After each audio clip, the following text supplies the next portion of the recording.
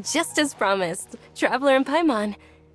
I'm so glad that you two came back to celebrate Lesser Lord Kusanali's birthday. Indeed. The festival's tomorrow. We've been preparing for so long that I can't help but feel a little nervous. There's no need to be nervous. Paimon's sure that Lesser Lord Kusanali will feel everyone's gratitude. Thanks, Paimon. I hope that everyone who comes to the festival will also have a good time. Speaking of which, did you manage to make your way to Port Ormos? Discover anything over there? Of course we went. A lot of things happened there.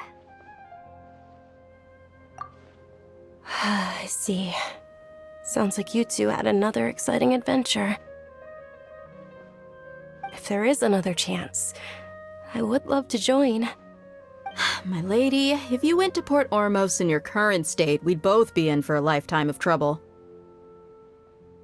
Dia! You were eavesdropping! It's called covert protection. Keeping an ear out for what's going on around my employer is part of the job. It's all right, Dia. I merely said I would like to go. I know better than to think my body could handle it. The festival's tomorrow. I've been doing nothing but causing trouble for you. So Dia, please take some time to relax. I'll be fine. Even when you put it that way, it still doesn't feel right. Don't worry, my guardian knight. Okay, fine, but only tonight. Tomorrow's a big day, and many no-good scumbags are gonna try to take advantage of that.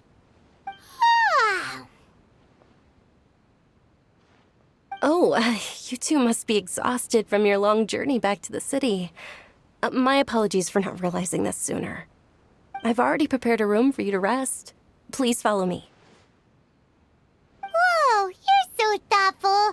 Paimon's so ready.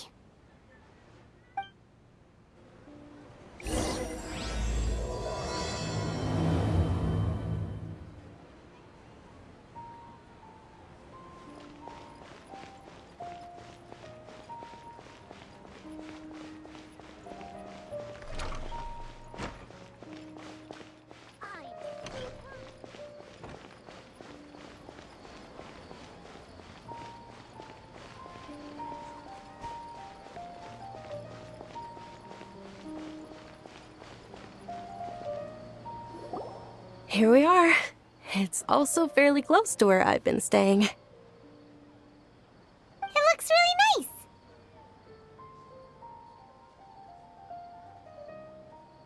nice. Not at all. Just tell me more about your adventures when you next get the chance. That's Paimon's specialty. Paimon can tell you stories next time. Oh, if you don't mind, how about we all walk around together tomorrow? All of my friends will be working the festival, and Dia is still insisting on her covert protection. Yeah, it'll be pretty hard to relax and enjoy the festival if Dia's constantly hovering over you, right? Then let's meet at the nearby bazaar first thing tomorrow morning. Have a great night. It's a deal. Good night, Dunyarzad. I may be too excited to fall asleep tonight. See you tomorrow. Paimon's starting to really look forward to the Sub-Zero festival too. Will there be lots of yummy food? Oh, no. Thinking about food is just gonna keep Paimon up all night. The earlier we sleep, the better. Let's go inside, Traveler.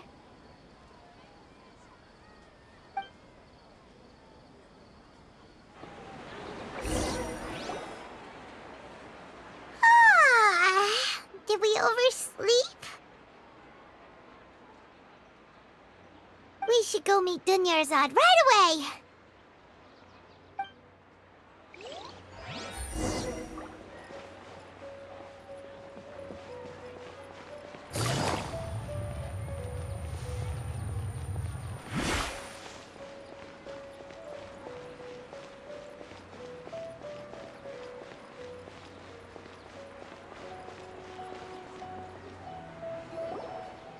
Traveler, Paimon, I've been waiting for you two. Good morning, Dunyarzad. We must have overslept a little bit. Not at all. I arrived early. Today is finally here. I must cherish every moment as if it were gold. You've worked so hard for this day. You gotta enjoy it to the fullest. You know it. Oh, it's just that, as expected, I had some trouble falling asleep last night. I'm hoping my body won't be too much of an issue today. Well, shall we? Let's start with the stalls over there. Many vendors came out of the blue to support the event, and they insisted on covering costs themselves. Let's go give them some business. They paid for everything out of pocket? Oh, sounds like they're not in this just for the Mora. They all said that contributing to a lively festival atmosphere is more important than money. Especially since we don't often get to celebrate Lesser Lord Kusanali's birthday. Ooh, they're selling food over that one. This is a stall offering foods from the Haftmewa feast. Oh, you could tell straight away. I thought most people nowadays wouldn't know. Mushrooms, flowers, and all kind of fruit? It's all vegetarian stuff. Oh, Paimon's a little disappointed. So, what's the Haftmewa feast you mentioned just now? It's another Sub-Zero's festival tradition. People used to set their tables with 7 different foods. Generally speaking, the most common selections were foods like Rukashava mushrooms, Nilopala lotuses, Sumera roses, Sunsetias, Kapalatas, Hara fruits, and Zaytun peaches. So, the Sub-Zero festival is a vegetarian holiday? You don't have to be a vegetarian to enjoy the spread.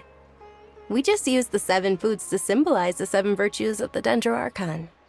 Wait, but if that's the case, if Sumero uses vegetarian food to represent the Dendro Archon, then wouldn't the Pyro Archon's festival be full of food like roasted fowl, juicy meatballs, grilled steak? Oh, Traveler, we have to go to Natlan as soon as possible! I hope your wish comes true one day, Paimon. Thanks! Alright, how about we also check out some of these other stalls?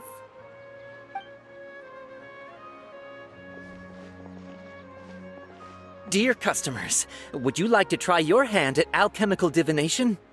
What's alchemical divination? Those two things sound like they'd be fun to try together. Right? I thought the same when I first heard about it.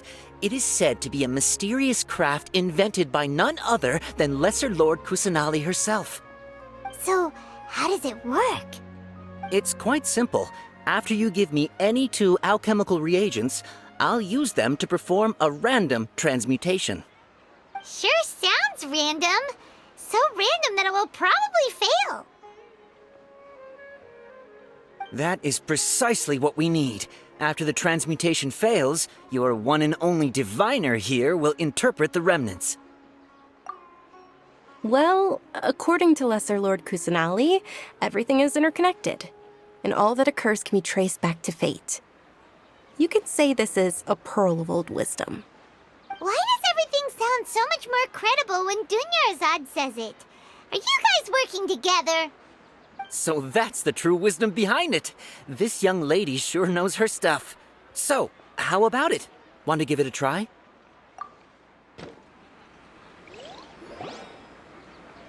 Okay, one moment. It's the moon. Paimon wants to take a look too. Is it? It looks more like a pie that Paimon bit into. Generally speaking, the moon signifies... It means... Wait a moment. Is he really looking it up in a book? Oh, I remember now. It means illusions and lies. Illusions and lies? That sounds rather ominous. Yes, but this book says that if you trust your intuition and overcome your fears, the sun will surely rise. He's not even trying to hide his book anymore. Naturally, fate will only ever show you the beginning of a journey. It is up to you to forge your own ending. Oh, thank you so much. I'll keep that in mind. Oh, it's nothing.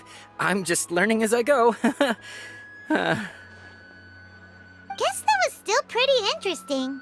Okay, on to the next stall. They say the Sub-Zerus festival was very lively a long, long time ago.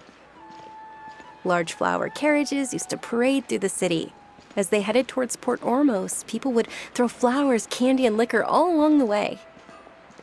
Dunyarzad's eyes are sparkling right now. I wish I could have seen that spectacle. But if you ask me, I'm sure Nilu's Dance of Sub-Zerus will be just as impressive.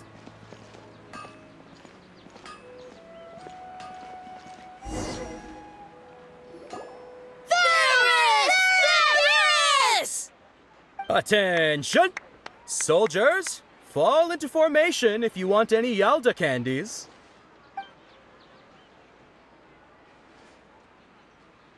It's a weird guy with a weird hat. Hey, it's Dunyarzad! Wow! Miss Dunyarzad, the children love you even more than the Yalda candies. In the few short days it took to prepare for the Sub-Zerus festival, the children have all grown very fond of you. The Hallowed Knight of Flowers. It's an honor that you know my name. Attention! In the name of Ferris, the Knight of Flowers, I commend you on your contributions to the glorious Sub-Zerus festival. All right, little soldiers. Take your Yalda candies and don't forget your loyalty to Lesser Lord Kusanali. Dismissed! Yes, Knight Ferris! Just what is going on here? Ferris, the Knight of Flowers, is another Sub-Zerus festival icon, and one immensely popular with children. In the past, the actor portraying Ferris would also sit on a flower carriage. It's all thanks to Miss Dunyarzad's sponsorship that the children can make such wonderful memories today. As are we to you, Vihar. Oh, not at all. Oh, speaking of tradition, do you want some Yalda candies? They're a festival staple, and I happen to have some boxes readied here. Take a look and pick whichever one you want. Whichever one. Don't these boxes all look the same? That is the fun part. Each box contains a random flavor. It's up to the luck of the draw. Flavors include lavender melon, hara fruit, sunsetia. Ooh, those all sound pretty good. And there's also lizard tail and oni kabuto. Huh? What's up with those two flavors? Oni Kabuto is a little spicier than Lizard Tail. Dunyarzad, you tried them before? Traveler, help Paimon pick one. Paimon wants the Sunsetia flavor. It's all right. Paimon believes in you. I also believe in your intuition. Great! These boxes of candy are numbered 1 to 5 from left to right. Which one do you want?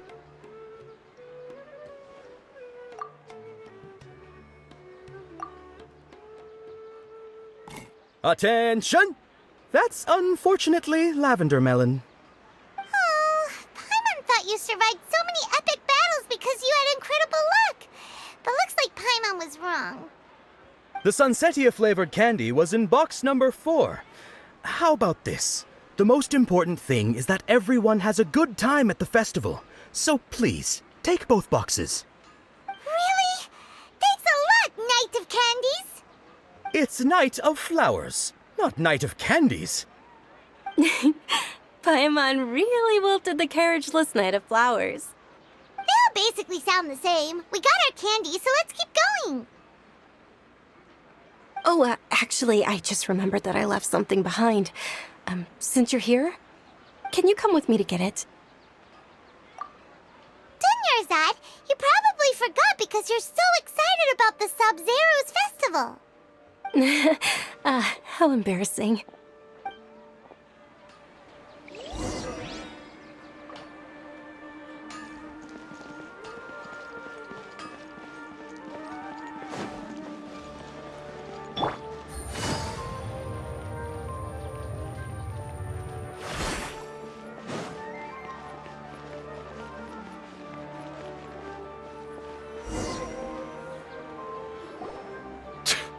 We're too late. Who knew the little lady was such an early riser? I know, right? Hey, wait a minute. Boss, isn't that her? Oh, that most certainly is. We're in luck. She's walking right into our clutches. Those Eremites don't look like they're up to any good. Who are you? I don't believe the Homayanis hired you. That's right.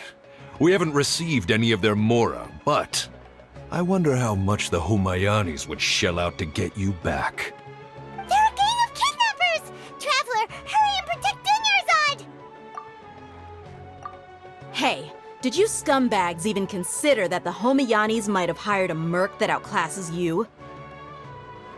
You're... Dia! Dia the Flame Mane! No wonder we mercs haven't heard anything about you for so long. You sold your unruly mane to the highest bidder. Don't speak so disrespectfully. My family started working with her as gratitude for her past kindness to us. Don't worry about it, my lady. Just some friendly banter between mercs. One punch and those rabid dogs will expose themselves for what they really are. Aren't your claws all dull by now? Don't get too cocky!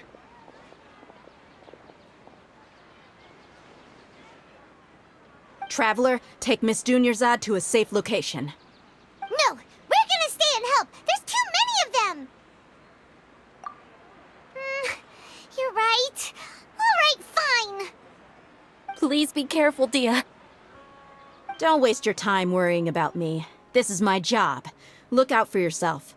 After I've wiped the floor with them, I'll go find you all.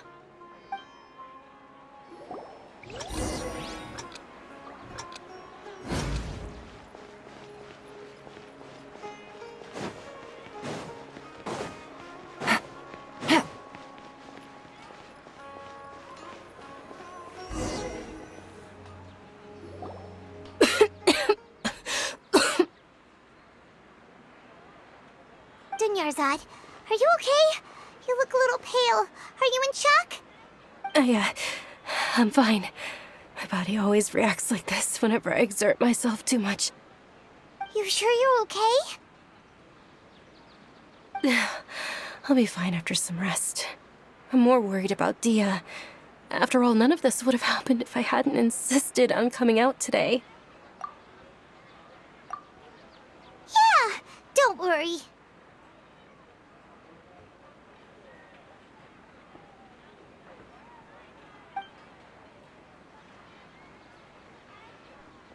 My lady, Traveler, found ya. Dia! You took care of them so fast! Any more of them? Or rather, did anyone follow you? Dia, your arm! Oh, this? I'm fine. It's just a scratch. Normally, they wouldn't have been able to land a hit on me at all, but I'm still getting used to this new greatsword. Please, let me take a closer look. Come on, it's nothing. Us mercs aren't as fragile as you think. Hold on, you said something about a new greatsword. What happened to the one you were using before? About that. Well, I sold it, 'cause I was low on mora. Stuff like this happens every now and then. It can't be. The anonymous donation that was used for the venue's final round of preparations?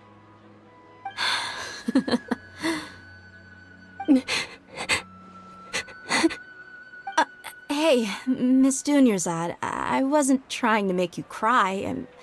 I'm not gonna lose my commission because I made my employer cry, am I?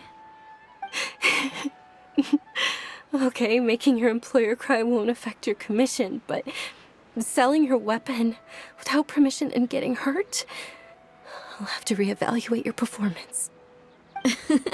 You're so unreasonable, my lady. Thank you very much, Dia. Don't be like that. I get embarrassed really easily.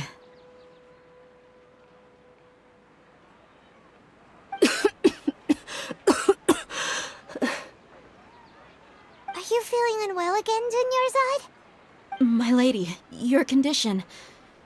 Traveler, can you take her somewhere to rest? I'll look around the area to make sure we're safe from an ambush. Truly, I'm sorry for the trouble, everyone.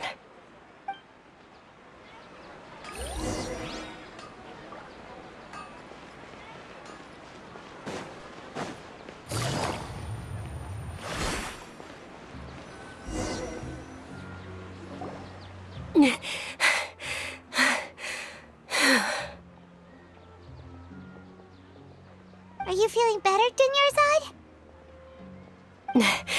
Yes, much better. Just give me a few moments and I'll be good to go.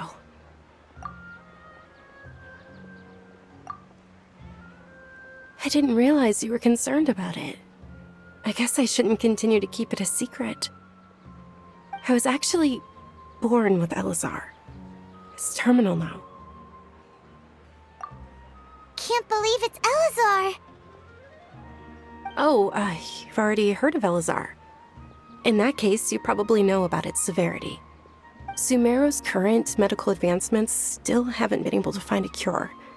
The disease's progression can only be delayed through environmental therapy. Dunyarzad. There's no need to be sad. I've always lived with Elazar and I came to terms with it a long time ago. Compared to the simple fact that I'm afflicted with this, its effects on my life have been much more painful. I know that my family loves me dearly. They've done all they can to provide the best environment for me so that I can live for that much longer. However, did you know? Before I ran away from home this time, the world outside of my home didn't even know that I existed. Since I was a child, all I could do was sit on my bed and stare at everything outside of my window. I'm sure my family's worried and disappointed in me for running away, but I just didn't want to have any regrets. I wanted to meet other people. To me, there's nothing more beautiful than being able to meet and speak with others. Not to mention the incredible time spent preparing for the festival. The joy on everyone's faces here, and all the support I've received from friends like Dia. This way, when my final day does arrive, it will be less sorrowful. At the very least, many people will remember that I once existed in this world, right? As long as you don't forget Paimon, Paimon also won't forget about you. No, even if you forget Paimon, Paimon will still remember you. Thank you two so much. I apologize for the depressing conversation. This is out of character for me. To be honest, Lesser Lord Kusanali gave me the courage to do all of this. If it weren't for her encouragement, I wouldn't have taken that first step.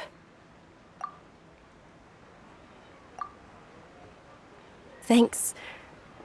There will always be frustrations in life, but I know that the point of living is not to leave behind any regrets. Oh, right. Isn't it almost time? Huh? Almost time for what? Isn't the Dance of Sub-Zeros about to begin? It's the part of the festival that I've been looking forward to the most. Nilu will recreate that legendary scene with her most splendid dancing. And the Sub-Zeros festival will conclude amid everyone's applause and blessings. And with that, my wish will also... Then what are we waiting for? Let's go to the stage! Yeah, we should still make it in time.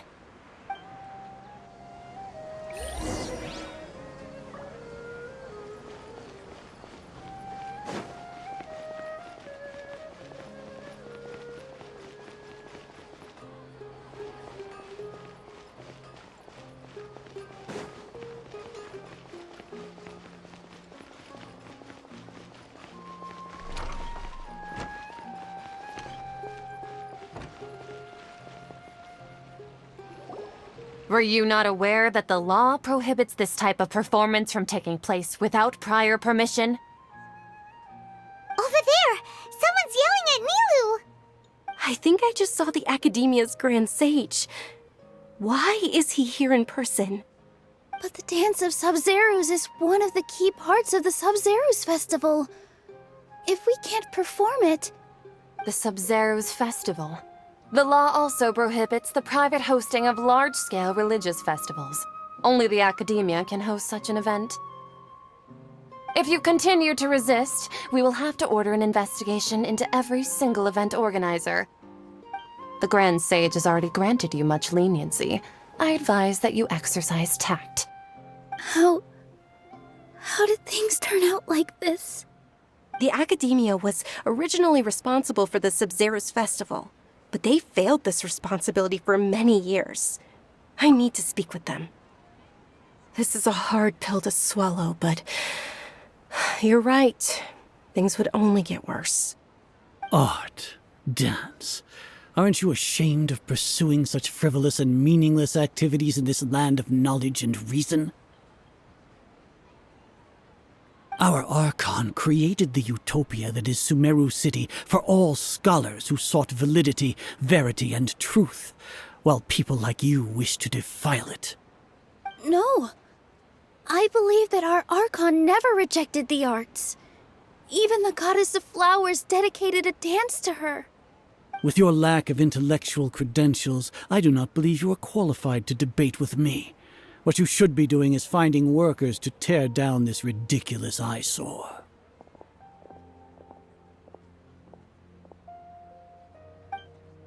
When we return, have the scribe draft an ordinance before the next Nyagarbha day that prohibits public art performances. We will announce it to the public later via the Akasha. Understood. I will inform him when I return.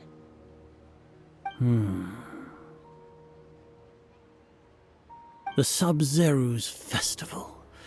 Go celebrate the birth of that god to your heart's content. Nilu, are you okay? Oh, Dunyarzad. You all saw that just now?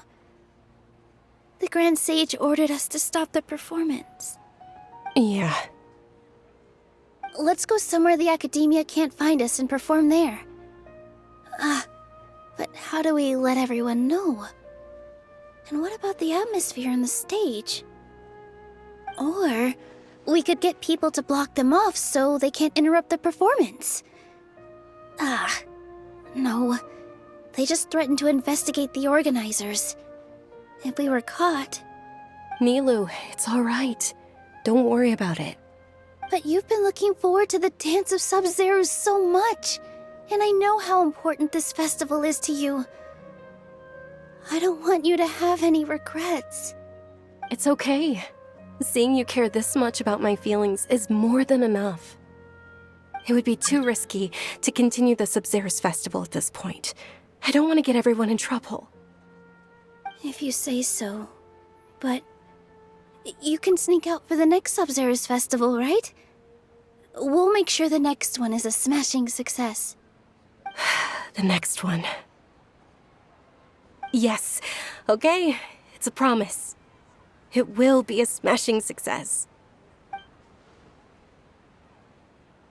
Paimon can't believe this is how things turned out. Those heartless geezers. It really is okay. There's nothing we can do about it. Still, I'd be lying if I said I had no regrets. I would have loved to see Nilu's dance.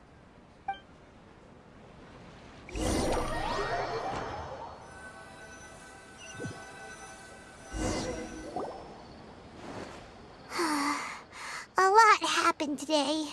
It's a shame the festival ended the way it did. Nilu and Dunyarzad promised to make the next Sub-Zerus festival a success, but Dunyarzad is running out of time. Yeah.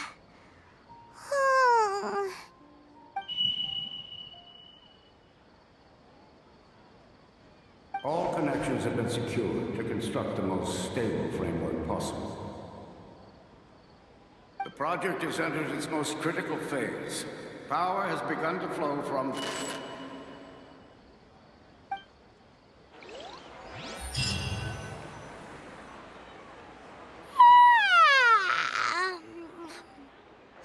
Oh, we're gonna be late! It's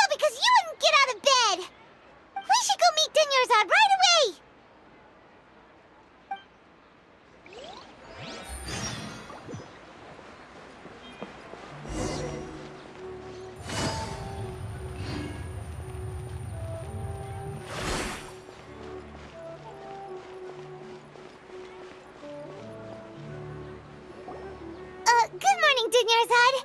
Sorry we're late. Not at all. I arrived early. You seem kinda tired. Did you not get enough sleep? I'm doing well. There's no need to worry. Shall we go? Let's start with the stalls over there. Sure! Traveler? Why are you just standing there? Let's get going!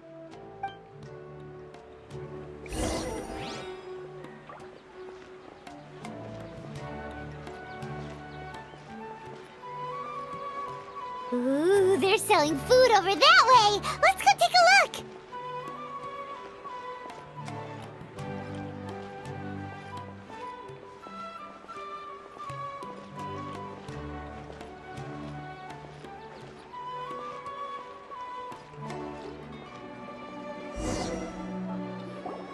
This is a stall offering foods from the Haftmewa feast. You are quite well informed, miss. I thought most people nowadays wouldn't know. They're all plants! Oh, Paimon's a little disappointed. Actually, what is the Haftmewa feast you mentioned just now?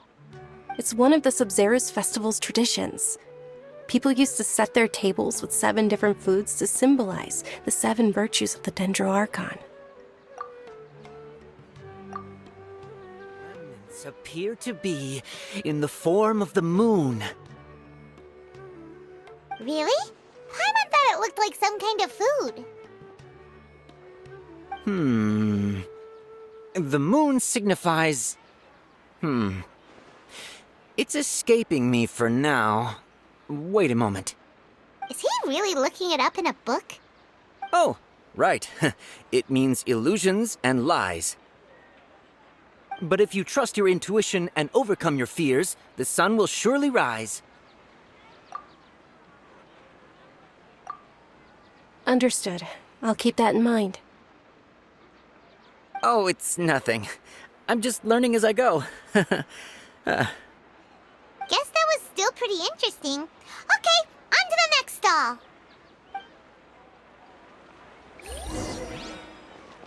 So, where to next?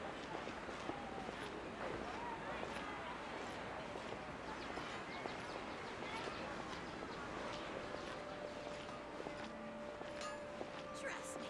Just take my word for it. This new shipment of items, they're also written to design. Things can't go on like this.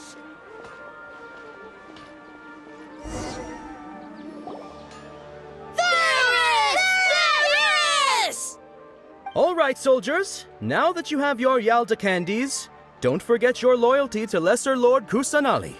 Dismissed! Yes, Knight Varys! What's going on? Is this a play? Ferris, the Knight of Flowers, is another Sub-Zero's festival icon and one immensely popular with children.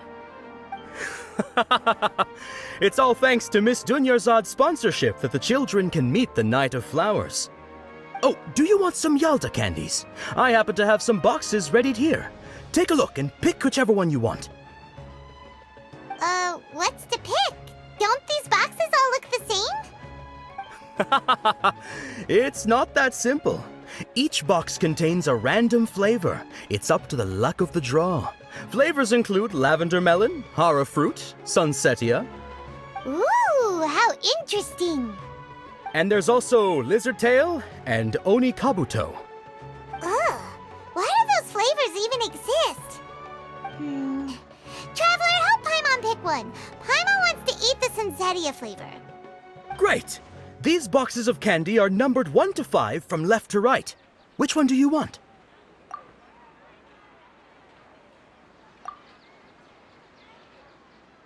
Ah, excellently chosen. Number 4 is indeed sunsetia. Ha-ha! Paimon bet you had incredible luck, and Paimon was right!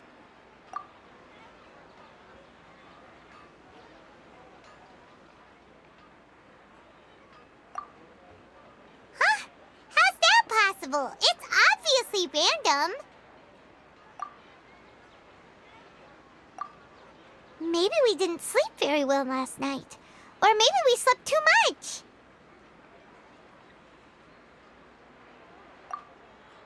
Oh, sure. Huh? Where are you going? You're just gonna walk off like that?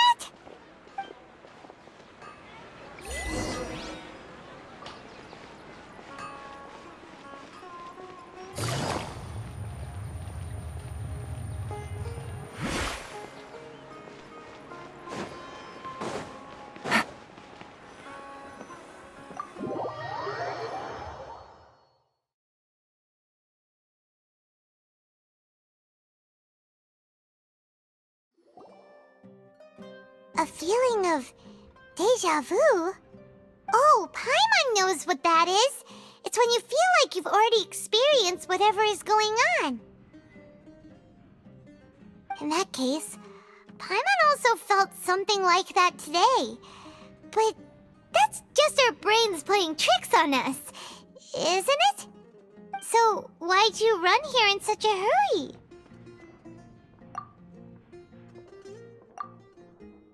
So that's it! You're intentionally doing things you usually wouldn't and seeing if you still get that same feeling of deja vu. Welcome, you two. Are you here for lunch? What would you like to eat? Got it. You don't look like you're from these parts, but I gotta say, you've got good taste. I'll give this order to the kitchen. Charcoal-baked Angelina cake? Isn't it that burned thing that didn't look tasty at all? Oh, Paimon understands what you're trying to do now. You'd never normally order something like this.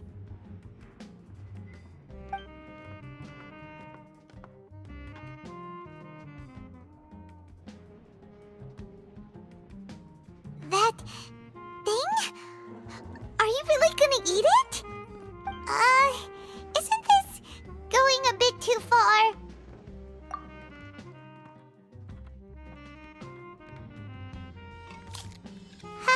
How was it? The look on your face is telling Paimon that it tasted awful. Then, you mean... That's impossible! We were just talking about how gross it looked! So, would this be a case of taste bud deja vu? Paimon also gets the impression that we've been here many times, even though we aren't regulars. How about we go out again and try something else?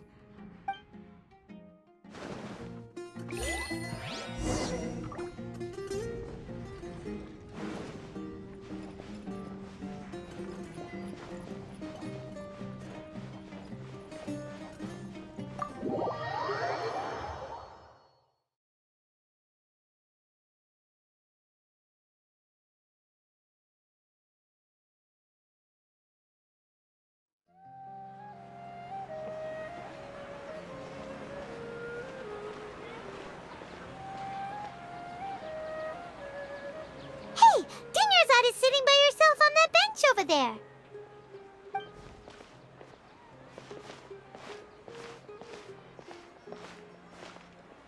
What a coincidence, Dinyarzad. We meet again. Why are you sitting here all by yourself? Oh, I ran into some kidnappers just now, but thankfully Dia came to my rescue. I started to feel unwell after that, so I sat down here. Kidnappers? Oh my goodness, are you hurt? I'm okay. Dia's arm got scratched, but it isn't serious. Whew, that's a big relief. But, Dinyarzad, you seem a little down today. It's the Sub-Zero's festival, and you've been looking forward to it so much! Not at all. I've always been like this. Excessive physical exertion or strong emotions tend to aggravate my illness. Besides, no matter how amazing today may be, it is but a single day. After however many more days, my time will come to an end. Paimon doesn't quite follow you, and Paimon feels like something's really got you down right now. It really is fine. I don't mind.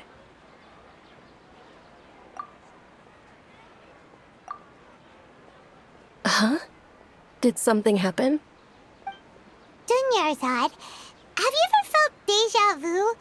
You know, like when you've already experienced something that's happening right now? Deja vu? No. But my days have been the same for years now. Even if I were feeling deja vu, I suppose I would already be used to it. Oh, Paimon sees. Then, is it only the two of us? It's almost time. Huh? Time for what? Nilou's Dance of Sub-Zerus is about to begin. Let's go. I hope you'll have a wonderful day.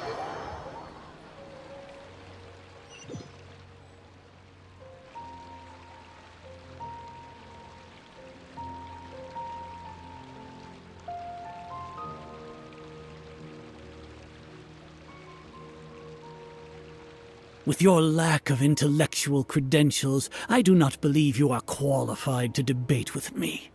What you should be doing is finding workers to tear down this ridiculous eyesore.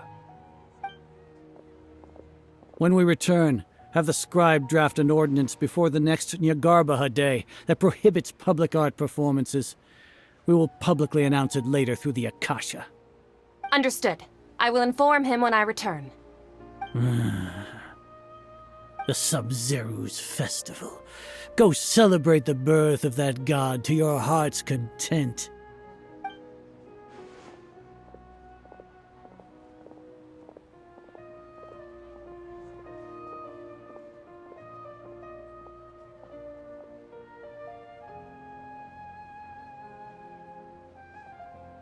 Nilou, are you okay? Oh, Dunyarzad. The Grand Sage ordered us to stop the performance. It's okay. There's nothing we can do about it. But you've been really looking forward to this. I don't want you to have any regrets. It truly is unfortunate, but I don't want to cause trouble for anyone. Didn't the Grand Sage say that he might investigate the organizers? True, but... Well, okay. I'll just have to try again next year. The next festival. I probably won't be around by then. Wait, what did you just say? No, nothing. I'll be heading back to rest. Thank you for your help, everyone. Paimon can't believe what those heartless geezers did!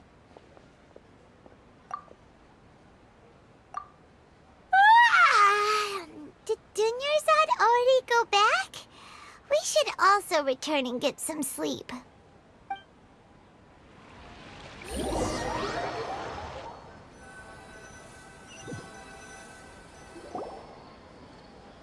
So, in the end, you still couldn't figure out what that deja vu feeling was all about? Maybe it really was because of exhaustion. Same here. That's why Paimon stopped thinking about it halfway through the day. Then, how about we settle in and get a good night's sleep? For now, we can chalk things up to exhaustion. We could do more thinking tomorrow. Observing a modest drop in the output of jnana energy, but values still remain within normal parameters. Continue to monitor for variances in the data and find the cause as soon as possible.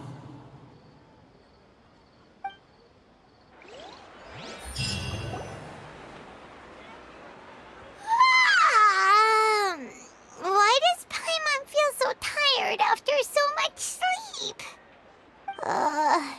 Anyway, we should go meet Dunyarzad right away.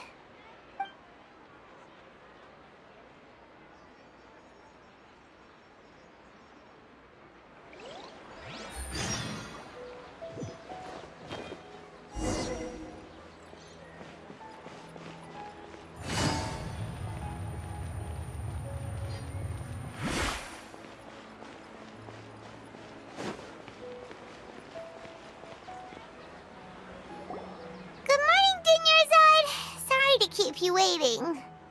Not at all. I arrived early. Huh? Paimon thinks you sound kinda tired. Did you not get enough sleep? I'm doing well. There's no need to worry. Shall we go? Let's start with the stalls over there. Great idea! Let's get going! Traveler? Hey.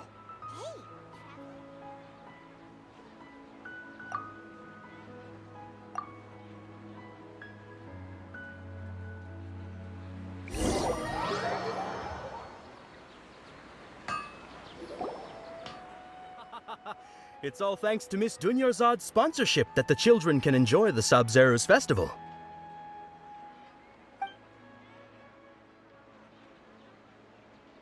Oh, are you interested in Yalda candies? I have some boxes of candy here. Pick whichever one you want. Not much of a choice. All these boxes look the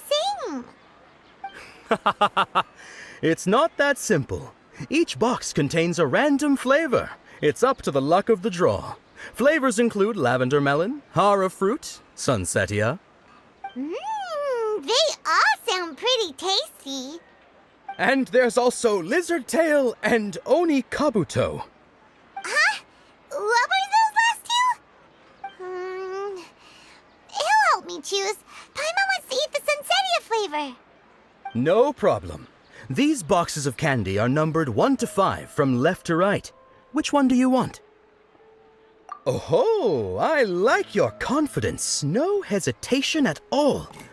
Oh, congratulations! Number 4 is indeed sunsetia.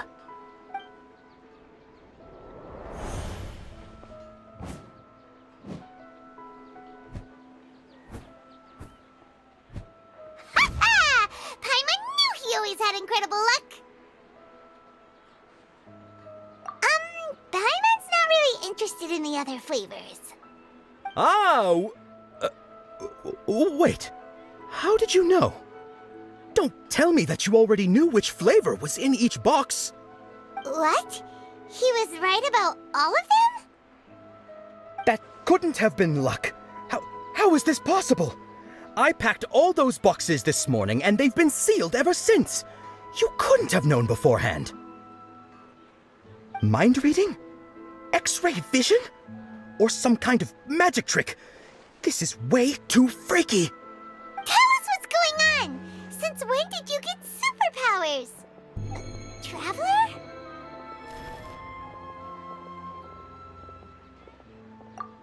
Hey, where are you going?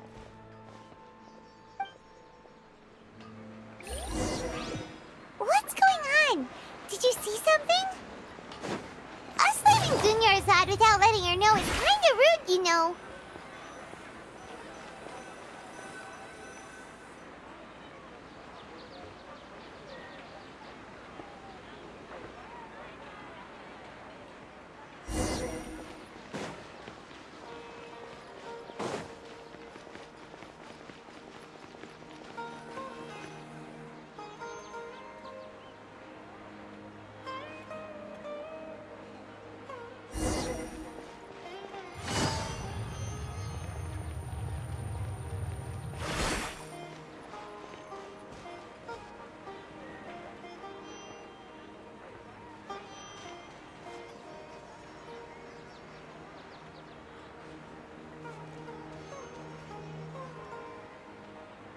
What are you looking for? Why did we come here?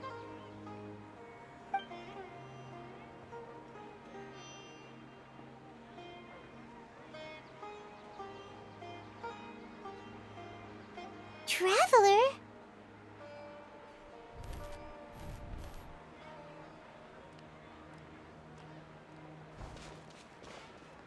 That's...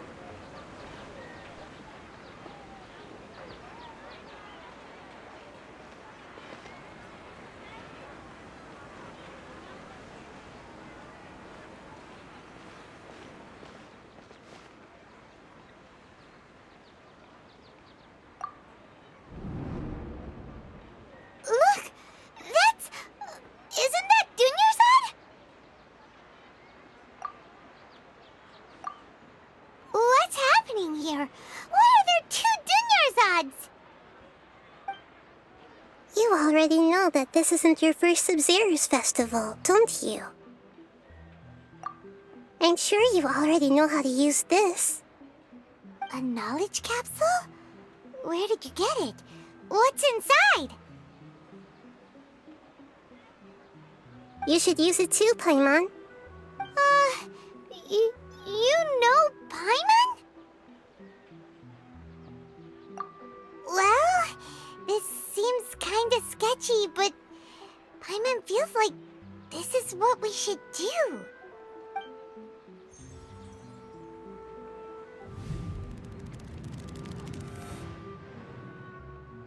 What the?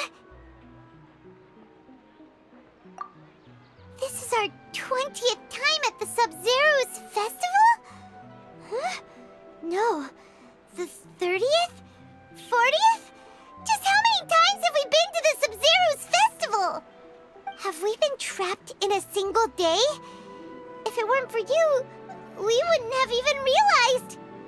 What the heck was inside that knowledge capsule? Your memories are still scrambled? Try your best to remember. This isn't the first time we've met, and I answered that question a long time ago. Let Paimon think. Oh, it's coming back. Meeting you was the real catalyst for restoring our memories, and the knowledge capsule was just your means of showing our minds the way. What about everyone else? Why are you only helping the two of us? Your sense of deja vu is stronger than everyone else's, yes?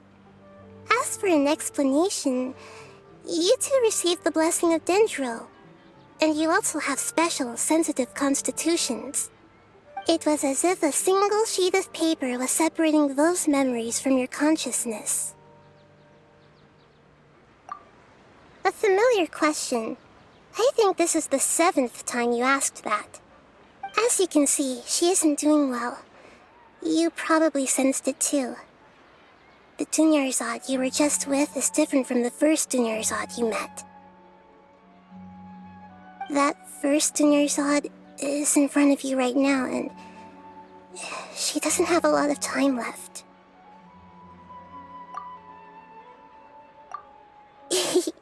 Looks like you're almost done sorting out your brain. Oh yeah, I'm Nahida.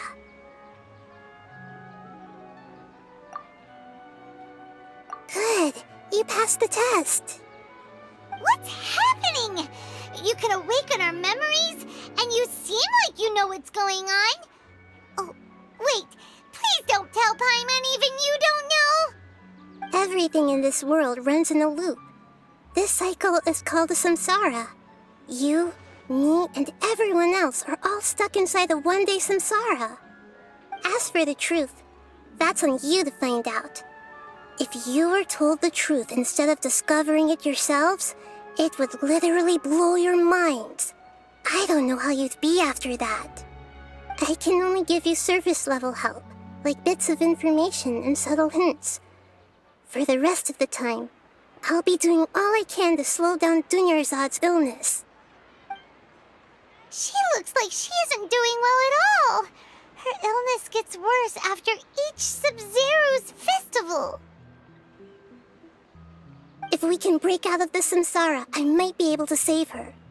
But as things are right now, she's just a small bird in the sky that's about to lose its last feathers. All I can do is raise a gale to delay her fall. You sure love to use weird analogies. Analogies are wonderful tools. They let you use existing knowledge to understand unfamiliar things. Okay, so, with what you know so far, what do you think the truth is?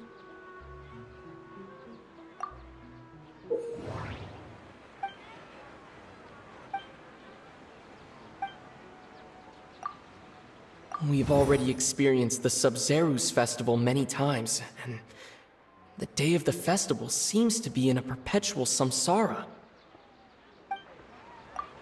The Grand Sage said, "Go celebrate the birth of that god to your heart's content." Did he mean something more? The moon, Illusions and lies. What do they all mean?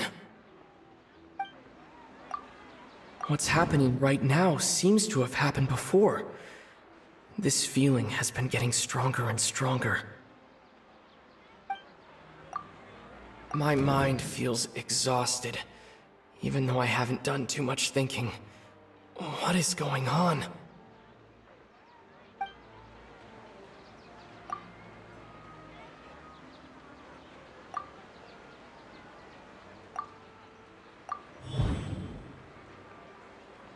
That should be it.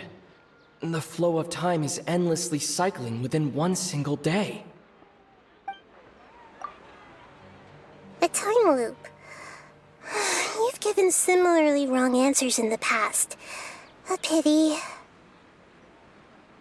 Still the wrong answer? Paimon thought that made a lot of sense. It feels like time's just repeating itself. A simple time loop can't explain some of the phenomena. You two are still missing a lot of information. Unfortunately, I can't give you any more hints.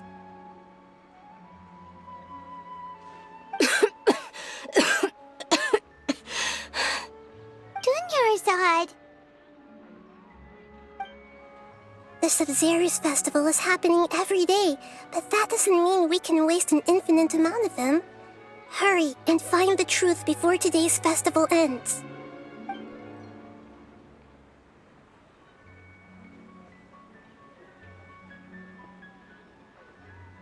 Let's think about our current situation. To save Dunyarzad, we have to escape the samsara of the Sub-Zero's festival. And to do that, we need to figure out what's happening. The truth. Nahida rejected the idea of a time loop, so we must have missed something, right? Paimon's memories say that we've already done this many times, but let's go talk to people again.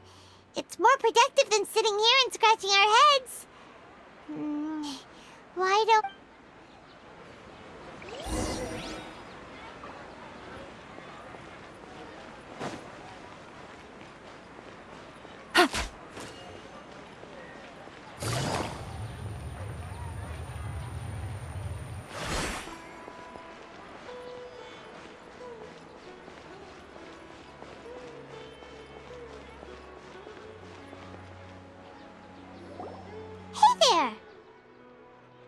Hey, it's you guys again.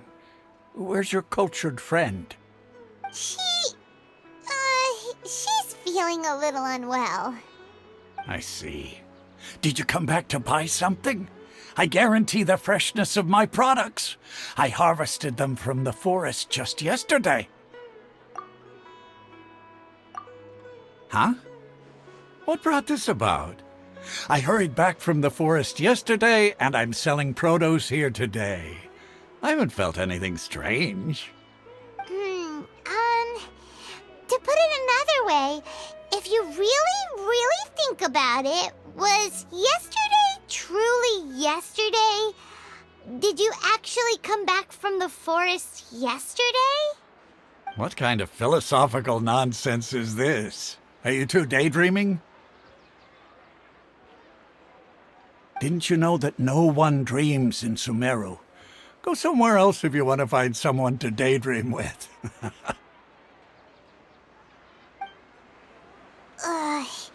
He actually has a point. Is this a dream? Is everyone dreaming? True. It's so weird that people here don't dream. Why is that? Anyway, if this all really were just a dream, we would have woken up a long time ago. Let's keep asking around.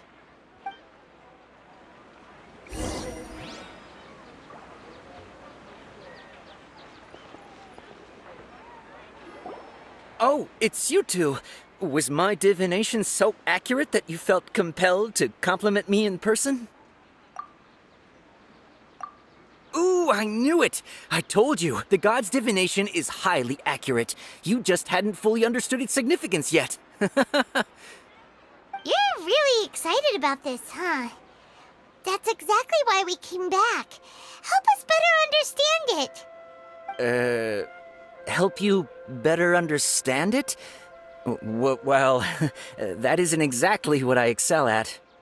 So, you're admitting that you don't have a clue? Anyway, what kind of situation did you get into? Huh? Hold on a second. I thought you guys just lost your wallet or fell for a scam. What you just said, are you serious? Does that kind of thing actually happen in real life? Paimon knew you weren't going to believe it. Marvelous. Truly marvelous. I believe you. Recall the interpretation of your divination, the moon, illusions, and lies. It really felt like an omen. When you say it like that, the divination does sound like it's related to what's going on. Can you read any more into it? I believe that the Archon's revelations are never more than vague hints. Anything more specific is beyond the reach of mere mortals. The book only says, if you trust your instincts and overcome your fears, the sun will surely rise. So that's how it is. Looks like fortune-telling is just fortune-telling. It's no good for practical problems. We haven't made any progress. Who else can we talk to? Paimon remembers that we tried talking to her a couple of times, but she always thinks we're playing pranks on her. You think she'll brush us off again? Yeah, if we tap into Dia's strong sense of responsibility as a mercenary, then she'll definitely take us seriously. At this time of day, Dia's probably just finished beating up those kidnappers. Let's go find her.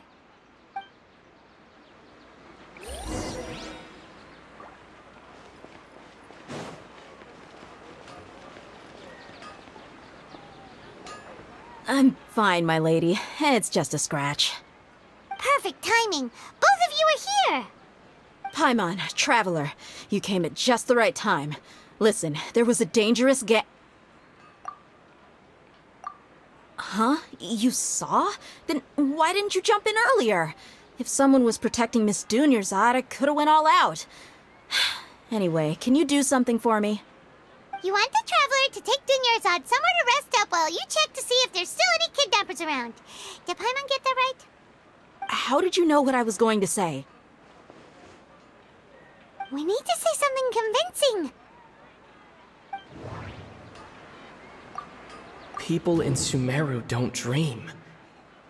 What a strange phenomenon.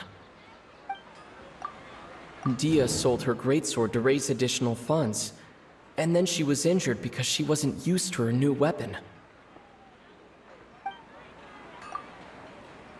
Tell her, Traveler!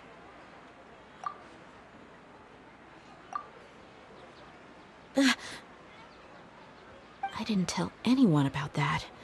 Including Miss Dunyarzad. You couldn't have known. And just now, you literally took the words right out of my mouth. What's going on? All right, so this is the situation.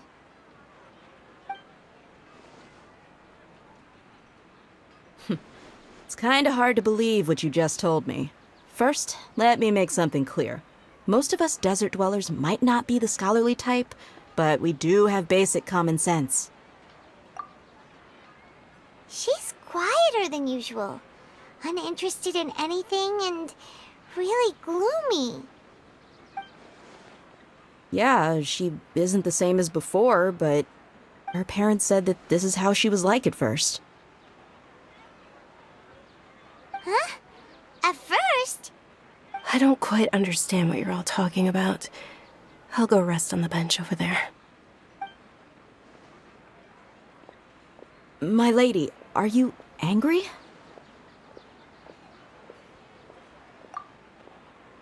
All right, I'll give you the benefit of the doubt since you knew about my greatsword. Let's make this a quick trip. Miss Dunyarzad isn't completely safe here.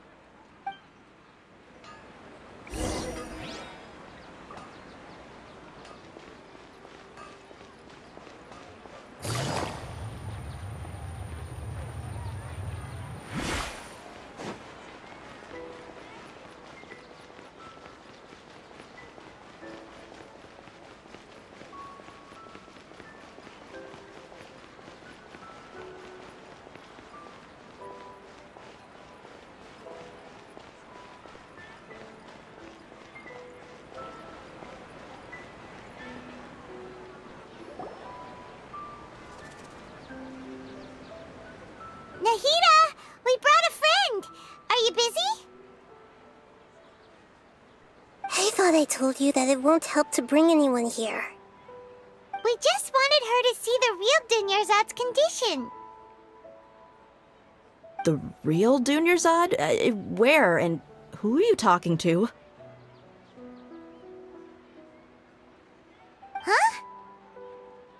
I told you that you two are special. Other people can't see me or Miss Dunyarzad here.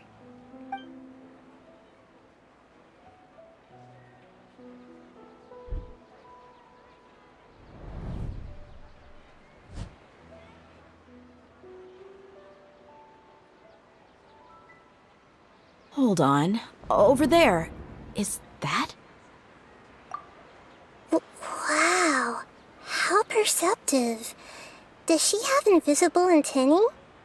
Miss Dunyarzad, she's lying down here, isn't she? How's she doing? Her condition's really bad, and she's basically in a coma.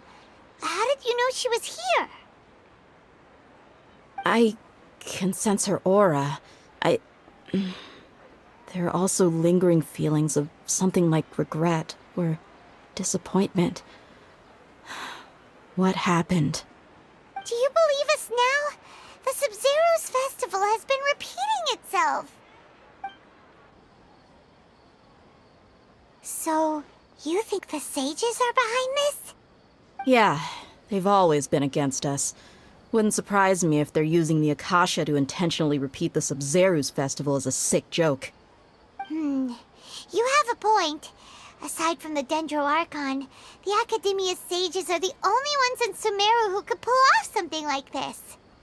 Maybe there's more to the Akasha than we know. Right! Didn't you awaken our memories using something that looked like a knowledge capsule? That means you must know something about the Akasha!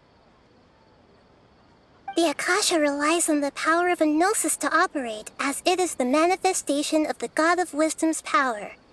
It compiles the wisdom of the entire populace, and it grants knowledge to the people. A gnosis could do that? No wonder the Akasha is so magical. It's being powered by the gnosis of Sumeru's Archon. So, this Nahida you mentioned, what did she say? She said, and Paimon quotes, "The Akasha relies on the power of a gnosis to operate, as it is the manifestation of the God of Wisdom's power. It compiles the wisdom of the entire populace, and it grants knowledge to the people." Compiles the wisdom of the entire populace and grants knowledge to the people. Wait. I get the grants knowledge part. That's what people have always used the Akasha for. But compiling the entire populace's wisdom? How does that work? Did she mean that the sages enter new knowledge into the Akasha? Oh, yeah. That sounds about right. What do you think?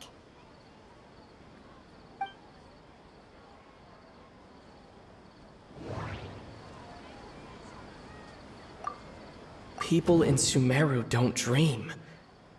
What a strange phenomenon. Okay, Nahida said the Akasha relies on the power of a gnosis to operate, as it is the manifestation of the God of Wisdom's power. It compiles the wisdom of the entire populace, and it grants knowledge to the people. That doesn't sound right. I need to carefully think things through. My mind feels exhausted, even though I haven't done too much thinking. What is going on? What's happening right now seems to have happened before. That doesn't sound right. I need to carefully think things through. You mean the Akasha is causing our mental fatigue? Huh. Now that I think about it, my head's been feeling unusually heavy. When the desert dwellers set off on their quest for knowledge, a sage once said, knowledge always comes at a price. Compiling the entire country's knowledge. You think the Akasha pulled a 180 and is extracting information from us? who knows? The Akasha can put knowledge into our heads, so who's to say that it can't also poke around in there? We don't know any specifics. What's the point of doing something like that? Just think about it. If you could combine the knowledge of every single person in Sumeru, then you can basically turn Sumeru City into a single massive brain. This hive mind could make breakthroughs in problems that even the smartest geniuses can't crack. An excellent deduction. And the analogy comparing Sumeru City to a massive brain? I love it. In that case, we should take off our Akasha terminals right away. Maybe that'll solve this problem. Yeah, I was only wearing this for show in the first place. Didn't expect the sages to cook up such a conspiracy. Mark my words, when this is over, I'm getting evidence and exposing this whole thing to the public. How does everyone feel? Huh? What is it? Oh, that! Paimon knows what you're talking about. It's a single soft beep that sounds like it's coming from the Akasha terminal. The sound of a beep. Could it be a prompt tone for when the Akasha is operating? That's probably an important clue. We weren't using our terminals, but we heard a beep anyway.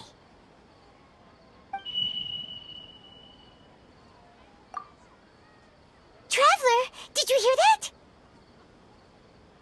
I heard it too.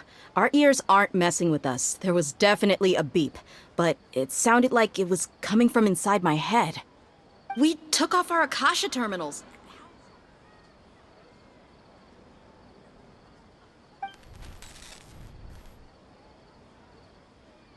Phase runtime has exceeded its expected length. At this rate, there may be casualties. But we cannot lose all of our progress.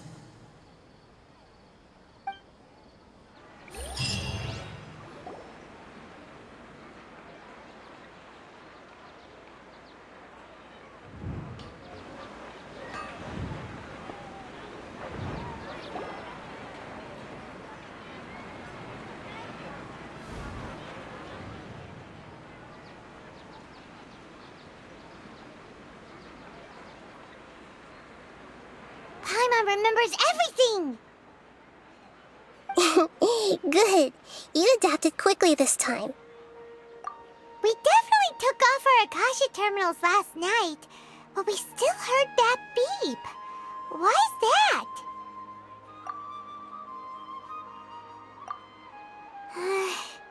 But now we can at least confirm one thing. The Akasha definitely has something to do with whatever's trapping us in this cycle. Oh, Paimon doesn't get it. Why would the Akasha go this far if all it wants is everybody's wisdom? It's extremely difficult for lab rats in an experiment to understand why they're being treated the way they are. If we're lab rats, then what are you? Nahida, you've never told us anything about yourself. I guess I'm the moon. The moon? Wasn't that the result of our divination? Anyway, knowing who I am won't help you get closer to the truth, so you should focus on other things. Don't get distracted and miss any clues. Okay then. Dia helped us a lot yesterday, so let's go find her. If Paimon's reading the time correctly, those kidnappers should be showing up soon.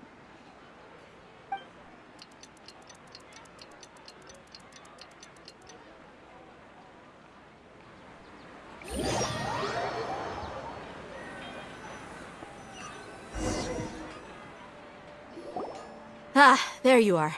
I've already taken care of those kidnappers. My lady, did you get hurt? Dia? What's wrong? Why are you both gawking at me like that? You didn't get hurt this time. Huh? What do you mean this time? Why are you so surprised that I managed to get out unscathed? Those kids were amateurs. Shh! How did you know about my greatsword? I haven't told anyone about it. Please, don't tell Miss Dunyarzad. So Dia's lost her memories after all. Anything strange? You already know that I got a new greatsword. If I had to say something, it's weird how such a new weapon could feel so familiar. It's as if I've already used it to fight a countless number of battles. You're saying that although you don't remember using it, your body feels like it does? That's right. Both mercenaries and warriors heavily rely on muscle memory. Only knowing the theory of battle won't get you anywhere. Traveler, what do you think?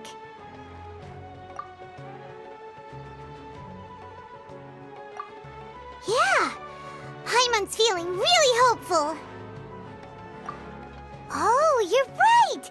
Earlier in the Samsara, something like this would have never happened. I have no clue what you two are talking about, but it's still dangerous here, so... So you want us to take Dunyarzad somewhere else to rest while you check if there are still more kidnappers around, right? How did you know what I was gonna say? Can you read minds? Forget it. Go and do your thing.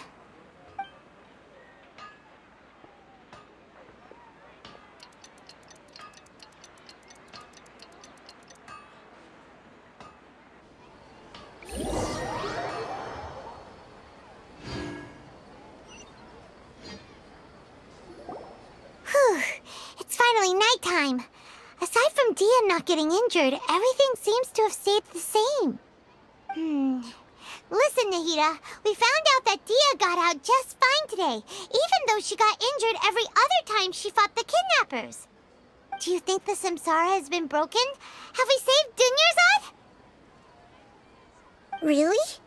Good job on all that progress. Get some good sleep tonight. Hey, what kind of an answer is that? Tomorrow will come. Everyone assumes this is common knowledge, but the only way you can know that for sure is if you experience tomorrow. How many todays has it been? Is it possible that today will be followed by yesterday? Does tomorrow truly exist as anything beyond a made-up concept? It's even possible that this entire world is a lie, and the history of the whole world has just been one endless Sub-Zero's festival. Okay, no more. Paimon's brain is already shut down. That's why it makes no sense to waste your energy thinking about things you will learn tomorrow. Get some good rest. You know, use the bathroom and flush your anxiety dookie away. Huh? Hold on, what did you just say? Did Paimon hear you correctly? Huh? People always say they feel a sense of relief after they take a duk-duk. That's why I suggested you could try that. Is that so strange? It's so strange and so against common sense that Paimon's at a loss for words. You were sounding kind of smart just a minute ago. Yeah, even though it's happy and lively at the Sub-Zero's festival every day, it feels like it's been a long time since we've really gotten to relax. Let's go back to our room. Continue the harvest. Compared to what we stand to achieve, these sacrifices are trivial.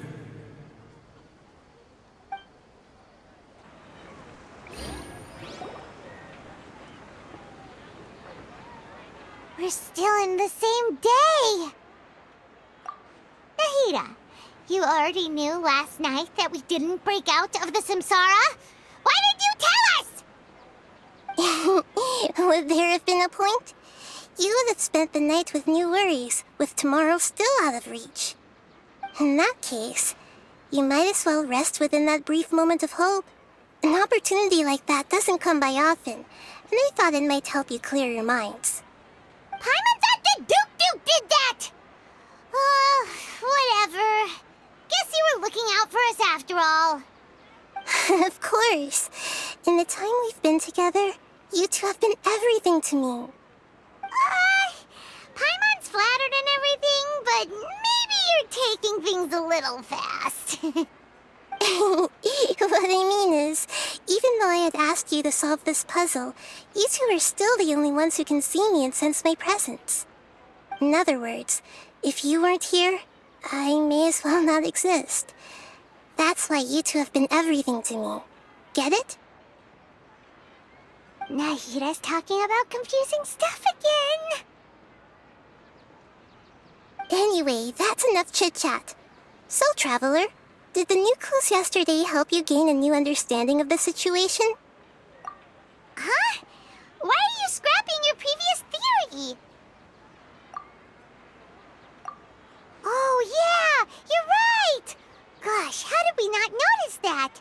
In a simple time loop, people's physical conditions should also reset. So, what's your new hypothesis? The beep is a prompt tone for Akasha operations. We still hear it every night, even though we removed our Akasha terminals. Mercenaries rely heavily on muscle memory, and Dia was able to use her experiences to avoid injury in later samsara cycles.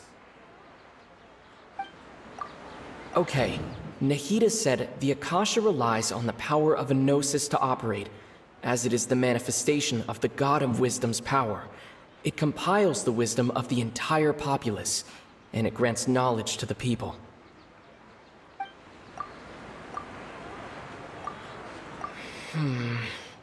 I can't seem to cohesively piece everything together. I can't seem to cohesively piece everything together.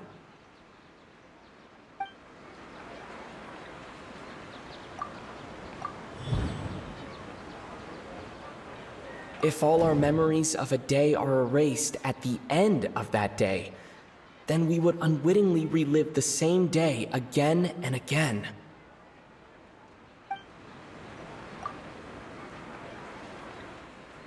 Oh!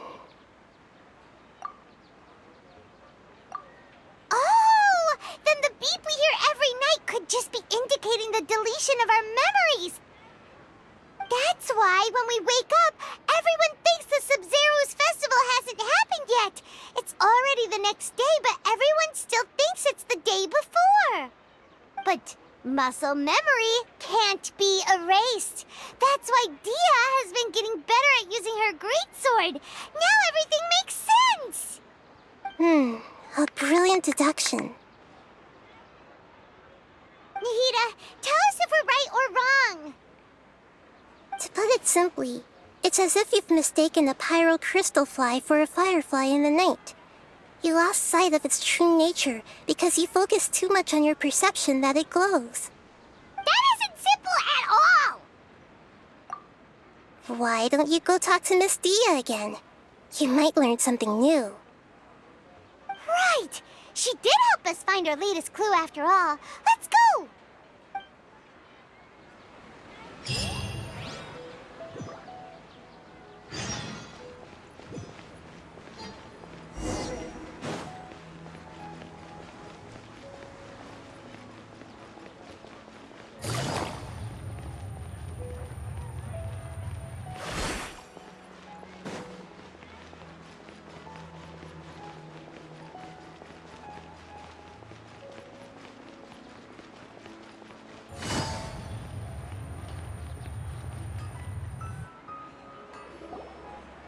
There you are.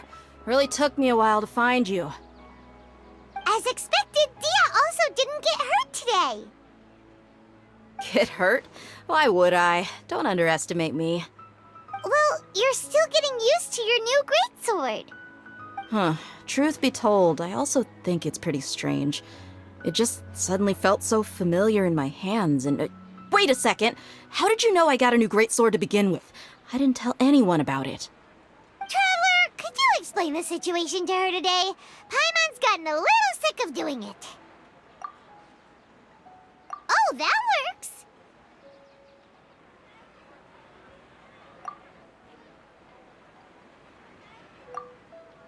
What happened to you guys while I was gone?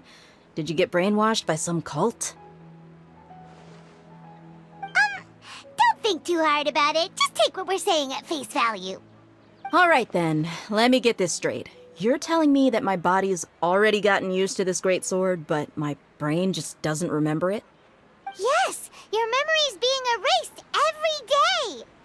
Then I'd have to disagree. That's impossible. Oh? Why do you think that? If we've actually been reliving the Sub-Zeru's festival day after day, then what happened to the things we used, the money we spent, the food we ate? Common sense says my wallet should have emptied itself a long time ago. There's no way I wouldn't have noticed that.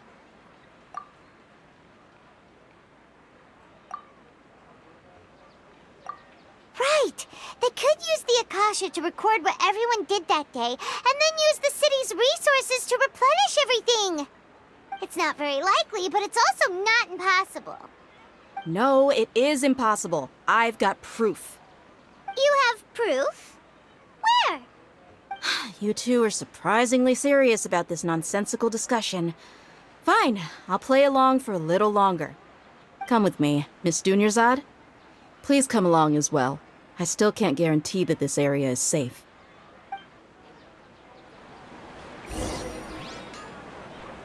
Paimon can't believe it's Dia who wants to show us something this time.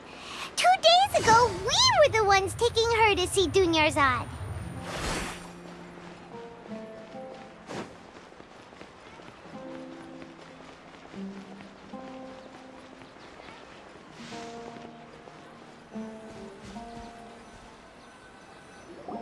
This is it. Huh? This is a wooden training dummy. What about it? See those marks on the dummy? Those are the result of several days' worth of practice. Let's say the sages didn't replace it every day. Shouldn't it be hacked to pieces by now? That's true, but what if they did? Then the sages would have had to reproduce every mark I left during previous training sessions. I'm a professional fighter. My martial school has always emphasized the importance of refined control. The force, angle, and entry point of each strike is calculated and deliberate. That's why I remember every mark on the dummy, as well as my state of mind as I made each strike. It's just as they say, each swordsman has their own unique style, and even the same swordsman can't make the same cut twice. It would be impossible to copy these marks. Really impossible? What if they used some fancy machine to carve every single mark? People often say that a camera's photo can never replace an artist's painting because the former has no spirit to it. The same thing applies here. At a mere glance, I can differentiate carved marks from the results of combat training. Whew, I hope that cleared things up for you. Hey, is this that new brain-exercise game that's been super popular with the scholars lately? It's surprisingly fun. Anyway, it's getting late. I should escort Miss Dunyarzad to Nilu's stage. See you later. Well, back to square one. Is our memory deletion theory also wrong? But at least we've reached some other conclusions in the meantime. Yep, that's true. So, can we think of any new ideas right now? Strange? Paimon feels like everything's been strange lately. Huh? Leaving the city? You're right! It's really strange how we never thought of such a simple solution! Many things should become clear if we can confirm the flow of time outside of the city. Paimon can't believe it! Did we miss this because we're tunnel visioning too hard on our other theories? Or because we're just too tired? How about we go back and ask Nahida? Maybe we've forgotten something about leaving the city.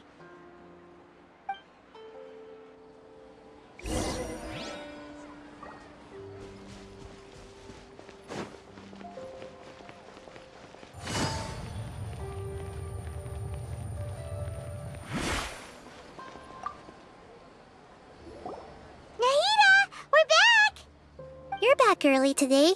Did you find something new? Sort of. We're mostly sure now that we're not in a time loop. And we also aren't in the real world. But at the same time, we have a new question. Leaving the city. As far as I remember, you've mentioned your plans to do that twice before. We did? But we don't remember anything. What happened after we talked about those plans? What did we say when we got back? Let me think.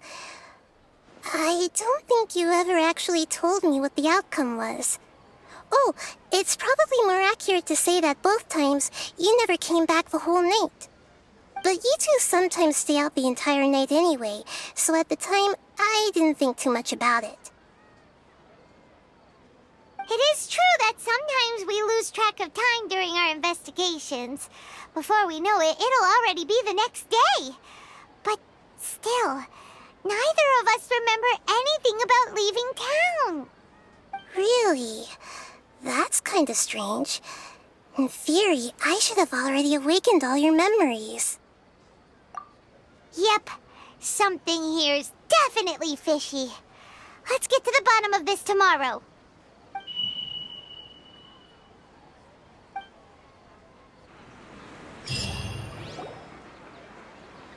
Our memories are back! About that. Well, where should Paimon begin? Traveler, aside from your memories that were just restored, I have another message for you. Listen to it and you'll understand. Can't go back. There are countless spaces here. Our Sub-Zeru's festival in Sumeru City is just one of them. Traveler, you should be missing 2 days worth of memories. Paimon will fill you in. It's time to carry out our plan from yesterday.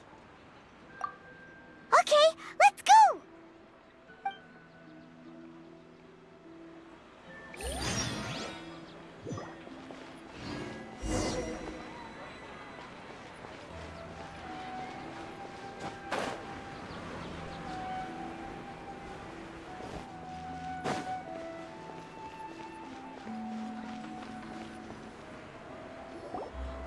Why can't we leave the city?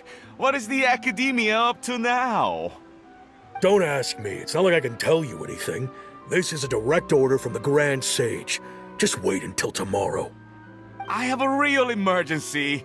My goods have already arrived at Port Ormos. If I don't hurry, they'll be stolen. That's your problem. Make sure you make a request in advance next time. But it's not like you can just predict business matters in advance. It looks like the Academia already announced a lockdown for Sumeru City today. How completely unsurprising. Let's go and question them. Hello, sir. Why can't we leave the city today? Here we go again. Don't ask me. I don't know either. We just received an order that no one is allowed to enter or exit Sumeru today. They didn't tell us anything else. Angering me won't get you anywhere.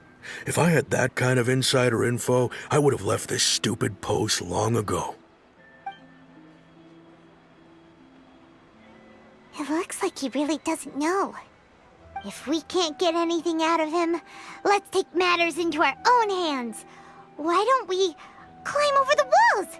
Those guards can't be everywhere at once. This is a good spot, and the guard hasn't noticed us at all. Let's hurry! Huh? Why? Are you going to leave Paimon behind? But what if things get really weird out there and you get into some trouble? Then Paimon won't be able to help you. Oh, Paimon knows that Paimon can't do much, but we've always been together, haven't we?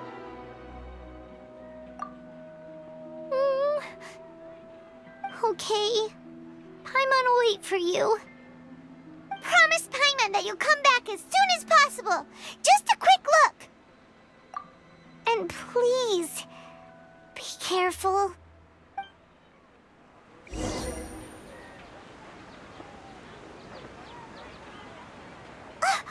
Memories! Traveler!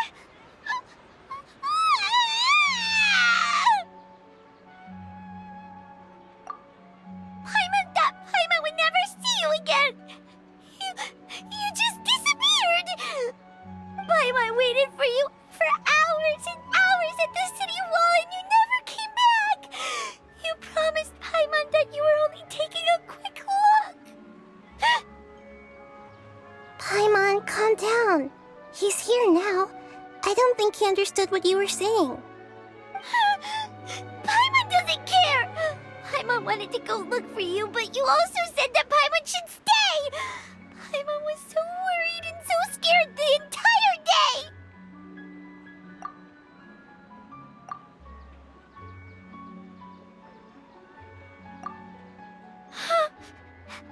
Okay. Paimon will forgive you. The most important thing is that you didn't actually disappear. Oh, Paimon was so scared that you had gone into another world! Okay, Paimon, can you tell us your perspective of what really happened yesterday? I see. Using two people's different perspectives. After that, you left the city. Paimon kept her eyes on you the whole time, but then you disappeared in an instant.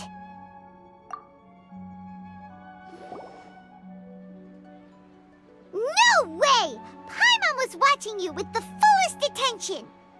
What's your perspective, Traveler? You sure you don't have any memory of this? I guess that explains everything. You also lost your memories the last 2 times you tried to leave the city. Those days' memories can't be awoken. So, if we leave the city, our memories will be completely erased? It really sounds like something big outside of the city is being hidden on purpose. But this way, we'll also never discover what's outside. Something like a message? But how can we send it back? Don't look at me like that. I'm not used to being stared at. Well... Okay. You want something that can pass on messages, right?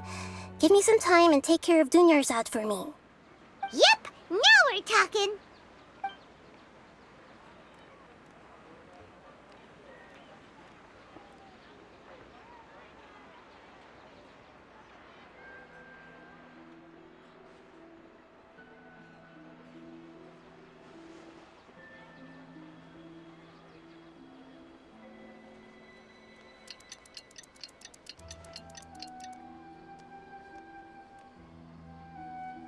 I'm done. Here you go. What? Isn't this just an Akasha terminal? I made some little changes. Akasha terminals are already capable of sending messages. I just tweaked it so that it could connect to any node. To make something like this? Nahida, you really know the Akasha like the back of your hand. Anyway, we can use this now to record a message, right? Yep. I'll help you save the messages. It should be pretty easy to use. I just can't guarantee the user's status and signal coverage when they're outside the city. We'll never know until we try. At least we're taking the initiative now. Let's go then. Let's expose those sages! Alright. Paimon isn't as worried about being separated since it happened once yesterday. But Paimon still isn't happy about it. Okay, see you tomorrow, Traveler! That covers everything that's happened so far. Yes, although the signal was choppy and had some interference, we still managed to receive 2 messages from you when you were outside. Okay, now that you understand what's going on, let's hear the messages together.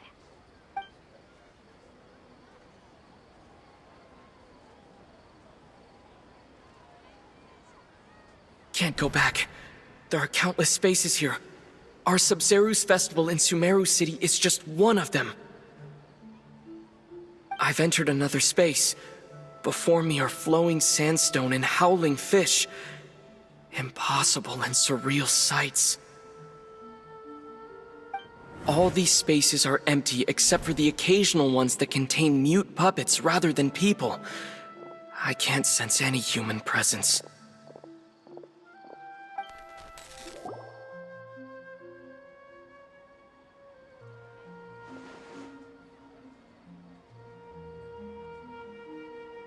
That's one heck of an info dump.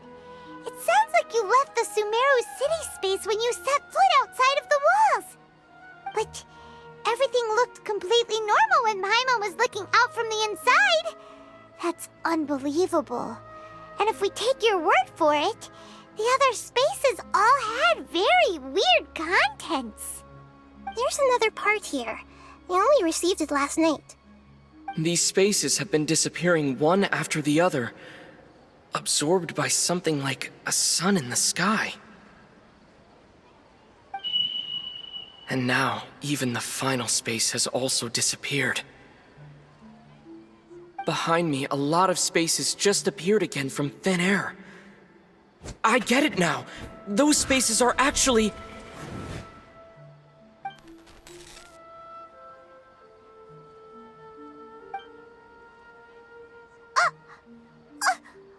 Why did the message end right there? What did the traveler want to say? What are those spaces? Probably because yesterday just happened to end at that moment. Oh, right. Paimon did hear a beep from the Akasha. Did it come from here or from the message? The message. It should have come from the Traveler's Akasha terminal. After the beep, Traveler said even the final spaces also disappeared. Traveler, what do you think that final space could have been? All the bizarre spaces I saw outside the city had one thing in common: a lack of human presence. My impression is that each day in this samsara only ends at the sound of that beep from the Akasha. Was that space actually the real world? But wouldn't a real space just randomly disappearing like that be catastrophic?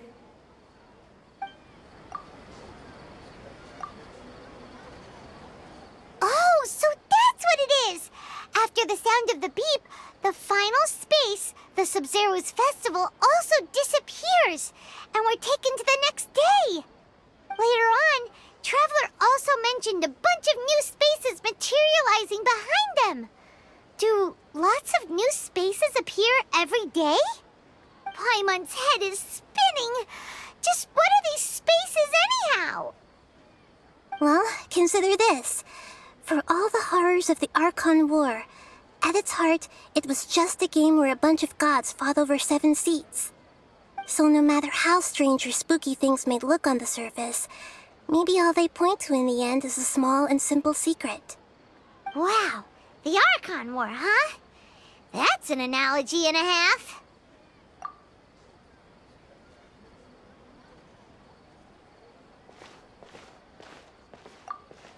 Hey, where are you going?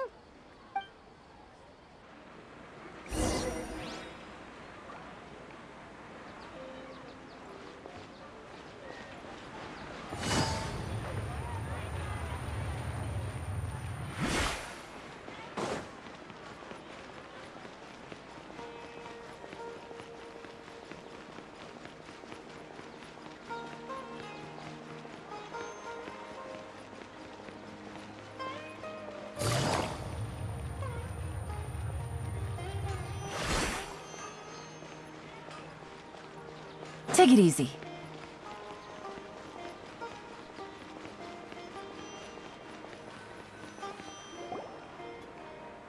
Do you want some alone time to think? Alright then, Paimon won't disturb you.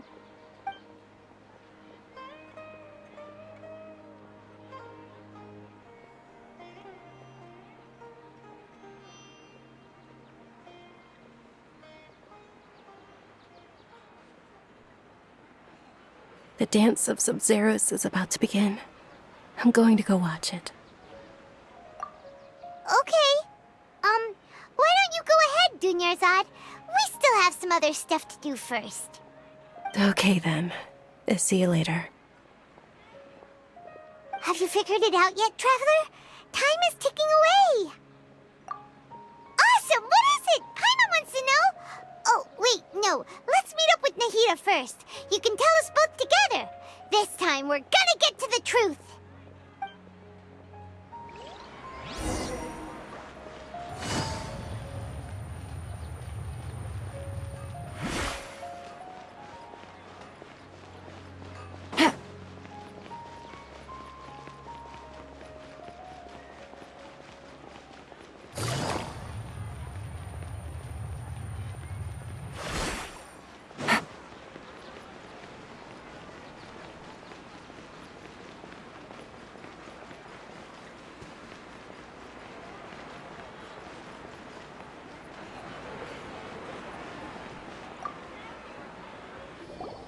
You're back!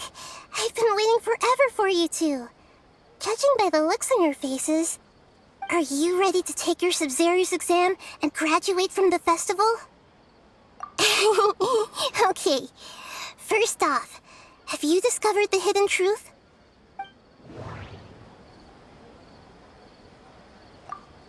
All the bizarre spaces I saw outside the city had one thing in common: a lack of human presence. Those spaces remind me of dreams, like the one I had in the Avidia Forest, except these have no sign of human presence. That doesn't sound right. I need to carefully think things through. We've already experienced the Sub-Zero's festival many times, and the day of the festival seems to be in a perpetual samsara. People in Sumeru don't dream. What a strange phenomenon.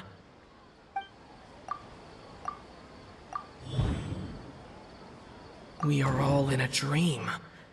It isn't that the people of Sumeru don't dream, rather the Akasha is taking their dreams from them. People in Sumeru think they don't dream, but the truth is the Akasha steals their dreams without them knowing it. And those spaces with no human presence are stolen dreams without their host. That would explain why they sounded so weird when he was trying to describe them. Huh. So people in Sumeru do dream after all. In fact, we're all in one big dream together right now. Correct answer. Now, how did you conclude that the Akasha is capable of this?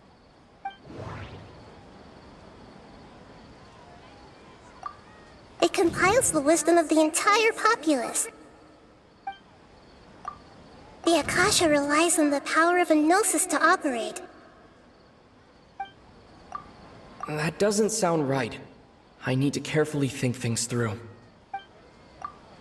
It is the manifest, and it grants knowledge to the people.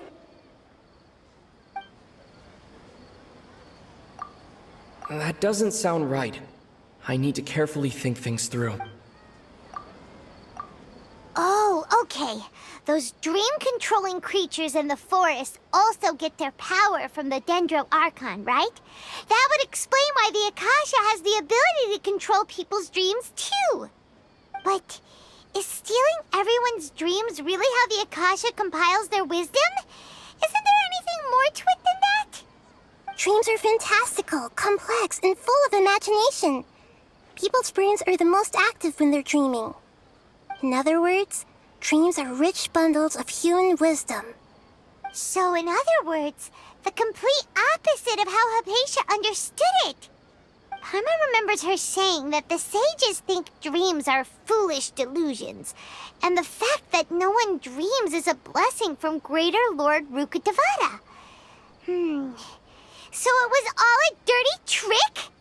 The real story is that the sages from the Academia are using the Akasha to steal people's dreams for their own use, huh? Oh? By the sounds of it, you understand the current situation pretty well. So then, what about the samsara?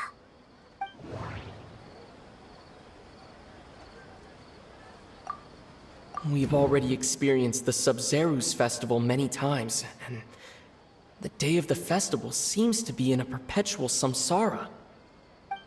That doesn't sound right. I need to carefully think things through. The beep is a prompt tone for Akasha operations. We still hear it every night. Even the Grand Sage said, "Go celebrate the birth of that god to your heart's content."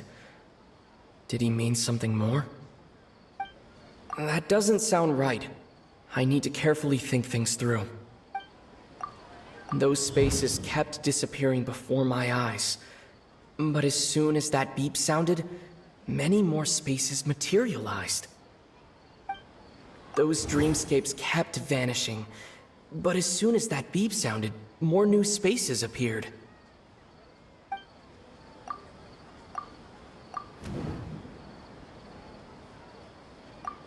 Correct. The Akasha is keeping each person's brain in a constant dream state, but also separating their consciousness from their own dream. Their disembodied consciousness is placed inside the collective dream of the Sub-Zeru's festival along with everyone else's, while their now vacant dreams are harvested by the Akasha. No one is any the wiser as another day passes in the dream, and so begins another samsara cycle. People wake up to yet another dream about the Sub-Zeru's festival. The dreams that belong to them are once again harvested by the Akasha, and so it continues. So, this is like a dream factory, and the Akasha is a dream harvesting machine. Did Paimon get that analogy right? Very good, Paimon. Using analogies well is an excellent habit to get into. Okay, so that beep we keep hearing is actually from our real-life Akasha terminals. Taking off our terminals in this dream doesn't do anything. Alright, last question. Who am I?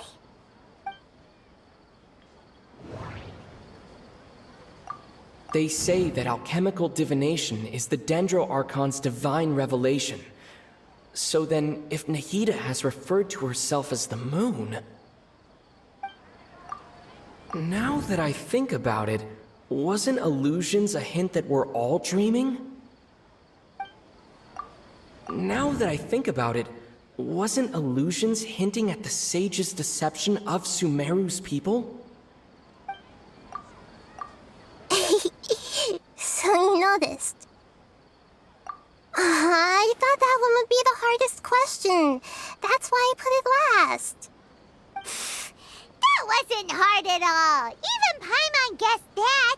Everything about you is different. We just didn't want to expose you is all. Now that you mention it, Nahida, you've been hinting to us since the very beginning. It's funny, thinking back to when we were asking all over the place for info about Lesser Lord Kusanali. Paimon didn't expect to meet you like this. Yes, those can wait until we're back in real life. On the other hand, I'd be happy to answer any more questions you have about here and now. You asked me this question before. My answer was, it would literally blow your minds. Now that you know this is all a dream, this answer should hopefully make more sense. Have you heard the saying, "Don't wake a sleepwalker"? Likewise, if someone suddenly had told you all this instead of you learning it on your own, your notion of reality and dream would be thrown into irreversible confusion. I couldn't expose you to that kind of risk. That's why I could only give you very subtle hints and some suggestions. Long story short, I'm really sorry I had to keep you guessing. Firstly, this dream we're in is completely based on reality. People have already experienced this Sub-Zeru's festival, so it would be very difficult for them to find anything that strikes them as surreal.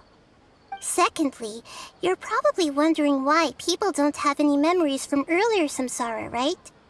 That's because people don't remember their dreams most of the time anyway. And in any case, their actual dreams are being taken away from them by the Akasha. So whenever they wake up in this dream of the Sub-Zeru's festival, they don't remember anything from their previous identical dream. That Paimon. Traveler had a dream when we were in the Avidia Forest, but couldn't see what it was about after waking up. Is that an example of what you mean? Yes. Only after receiving the blessing of Dendro can a person gain the Dendro element's dream-enhancing power. That explains the feelings of deja vu. Meanwhile, everyone else has no idea that they are in the Sub-Zero's Festival Samsara, while their dreams are stolen from them over and over again. Can humans really keep dreaming forever like this? Will it ever end? And if so, when?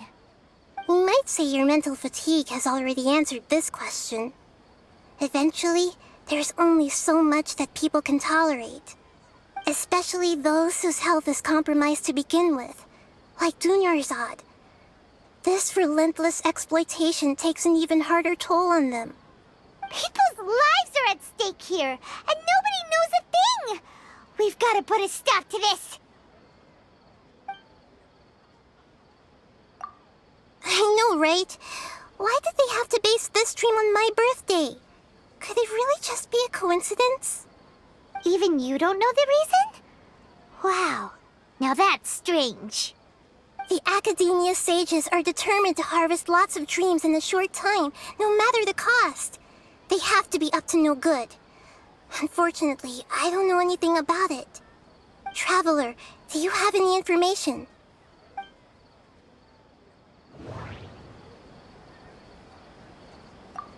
The Grand Sage said, "Go celebrate the birth of that god to your heart's content." Did he mean something more?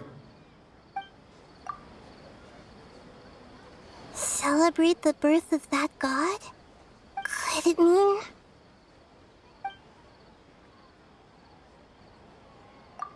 deceiving the people of Sumeru with no regard for their safety? No matter what they're trying to do, this is unforgivable. After we end the Sub-Zero's Festival Samsara, we have to look into them. How can the sages of the Academia do this behind their Archon's back? This is ridiculous! In the end, I'm just the moon. The real sun is long gone. A sun and a moon? Nahida's talking in riddles again.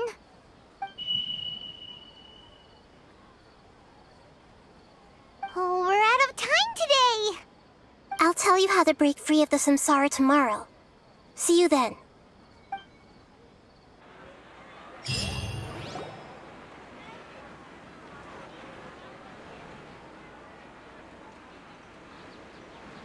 Good morning, Nahida. Wait. Now that Paimon remembers everything, should we instead say good morning, Lesser Lord Kusanali? Hey! What's wrong, Nahida? You don't look too good. I'm afraid that what you're thinking right now is correct. Did Dunyarzad already disappear? No way! Are we too late? The real Dunyarzad's consciousness has indeed disappeared. It can no longer endure the constant dream harvesting. Paimon can't believe it. Wait, so what about that other Dunyarzad? Just what is she? Is she also going to disappear? She's actually something like a puppet, but not completely. The real Dunyarzad's consciousness could no longer keep playing her role in this dream. So another Dunyarzad appeared to replace her in the dream. Just like the grass and the trees, that Dunyarzad is just a building block of the dream that helps to keep it going. But personality-wise, she's nothing like the real Dunyarzad. Puppets are stiff, and can't copy a living person's vitality. After all, they're just there as filler. You know, speaking of which, the old Dunyarzad might not have been too different from a puppet. Dunyarzad truly believed that she met you within her consciousness, and it was you who inspired her. So you do remember her after all. Yes. Back then, her family was overly protective of her. No one cared about her personality or thoughts. It was as if she only lived to stall her Elazar. I just gave her a little wisdom so she could look at life in a new way, so that she could be her own person. But even so, she's still... far from it. I'm still a long way off from being a real Archon. I couldn't even save her. If I were a competent Archon, I wouldn't have let my most faithful follower die at the Sub-Zero's festival with so many regrets. Please don't beat yourself up over it, Nahida. It's the sage's fault, and theirs alone. I'm not beating myself up. All I did was to rationally observe the distance between myself and a real Archon. Don't be like that, Nahida. Even real Archons are still allowed to be sad.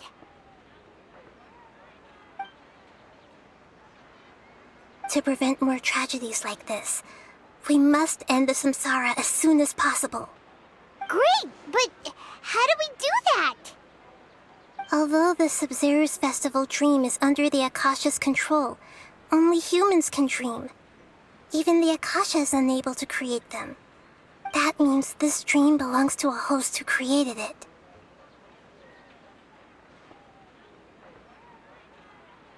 Huh? So, how should we find that person? Well, if this is someone's dream, then everything here must come from deep within their consciousness. Which means, with the power of imagination, they can change anything in this dream. Imagination? What do you mean by that? Imagination means breaking through what you perceive as normal. Like when a server at a tavern brings a plate to you, you'd naturally assume that food is on it. However, if you're the dream's host and you become aware that you're dreaming, when you imagine gold and more on the plate, the dream will respond in kind, and the server really will bring you gold and mora. But right now, our host is unaware that this is a dream. No matter how many times they're served, it will always be food. Find some way to make that person realize that they're dreaming. Usually, once that happens, the person will wake up and the dream samsara will be broken. How are we going to find them, though?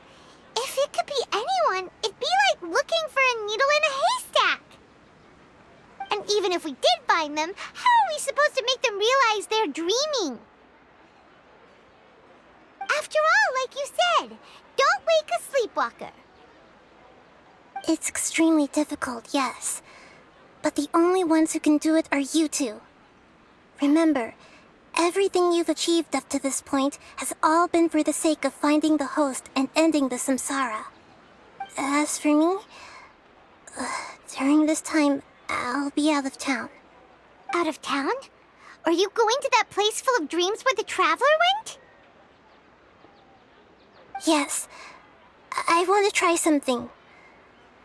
There must still be a small wisp of possibility. Hurry and go. Dreams are supposed to be fantastical, romantic, and full of pleasant surprises. Unnecessary things like this samsara need to end. Paimon's still a little upset that we've come this far only for Dunyarzad to... She was such a good person, with such a simple wish. But fate was against her. Yeah, saving Dunyarzad is what kept us going this whole time.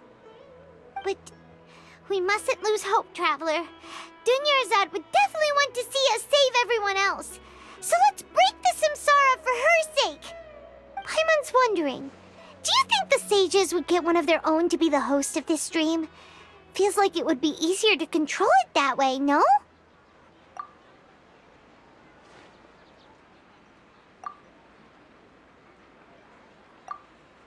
Huh. That's true. Plus, the sages probably weren't counting on there being other factors beyond their control, like Nahida and us. So, who do you think the host of the dream is? Oh, that would make sense. Ferris, the Knight of Flowers, is a symbol of the whole Sub-Zero's festival, right? Pretty core character. Let's go ask him some questions, shall we?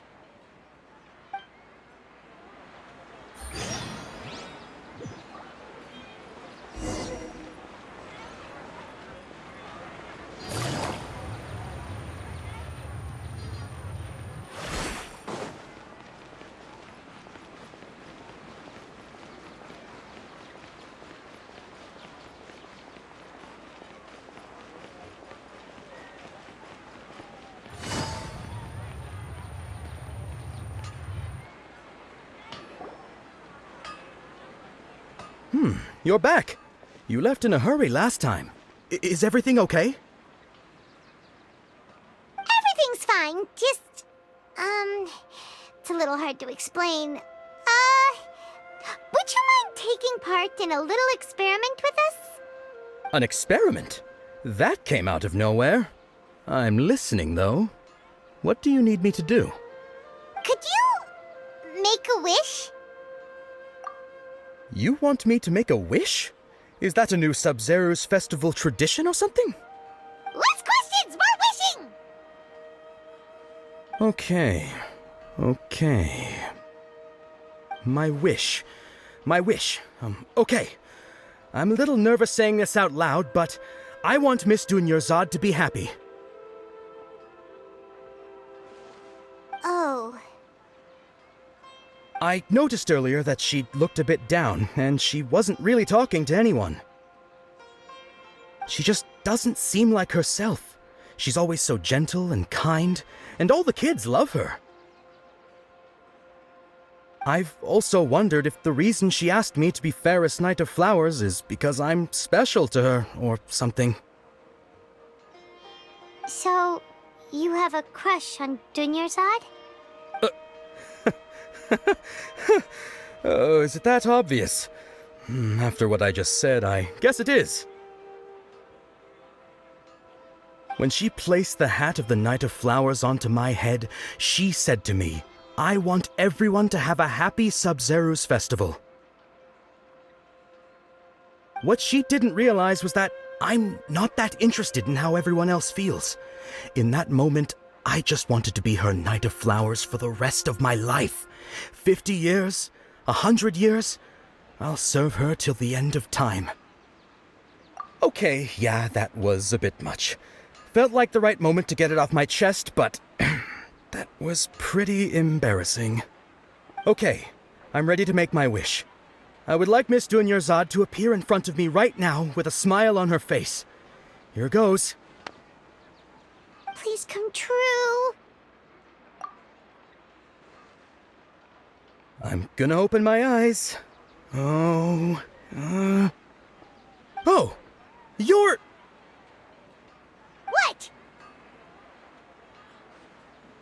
Fucky? Sorry, but only one portion of Yalda candies per person. Back home you go. Nice try, you two. Anyway, never mind. I don't need to see her appear right in front of me. As long as she's happy. Guess he isn't the host of this stream after all. Should have expected it wouldn't be this easy.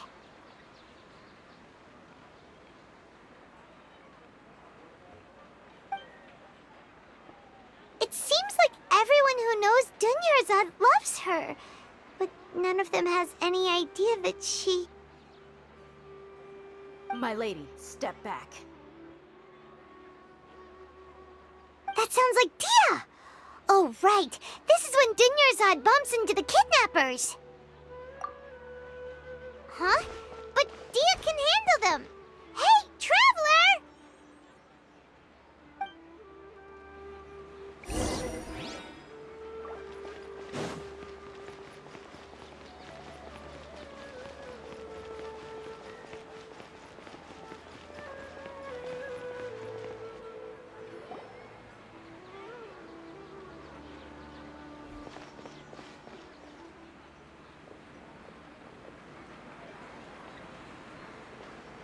Oh, it's you. Great timing.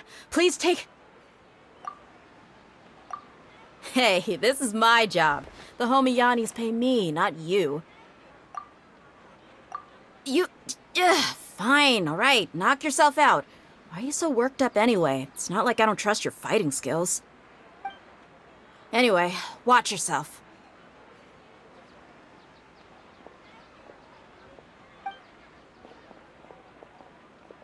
So you got yourself some backup. Suit yourself. You're going down! That's close enough. New punch. Busted. Things are about to get dicey. I'll settle this. Our bond is strong. Scatter!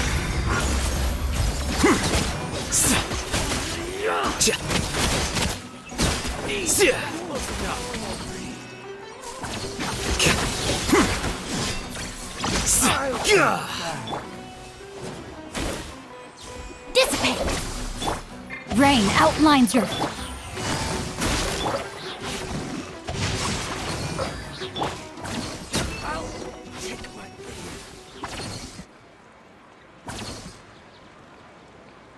Traveler, were you just taking your anger out on those guys?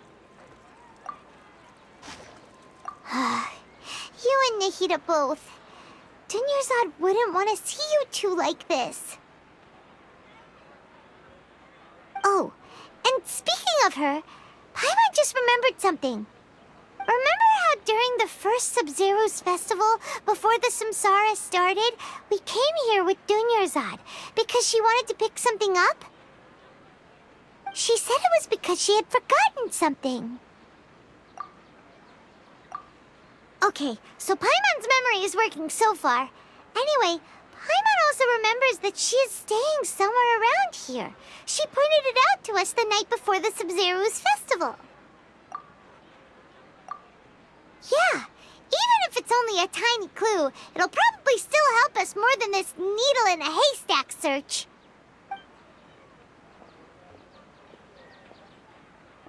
This is the place. It's rude to enter other people's spaces without permission, but desperate times call for desperate measures. Hey, the windows are unlocked. Okay, Paimon's gonna take a peek inside.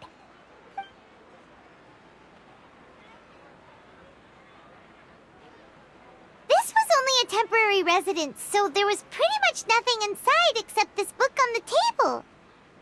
Should we open it?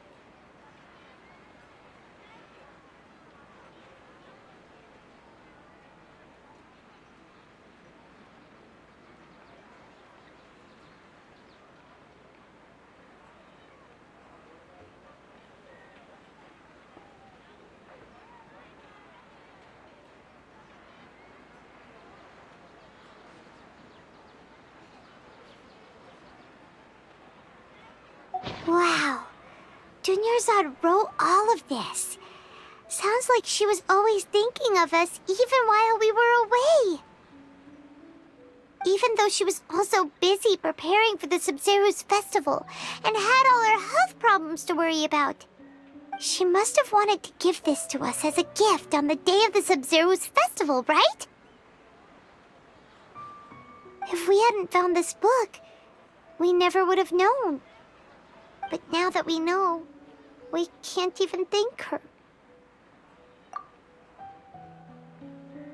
Hey! Where are you off to now?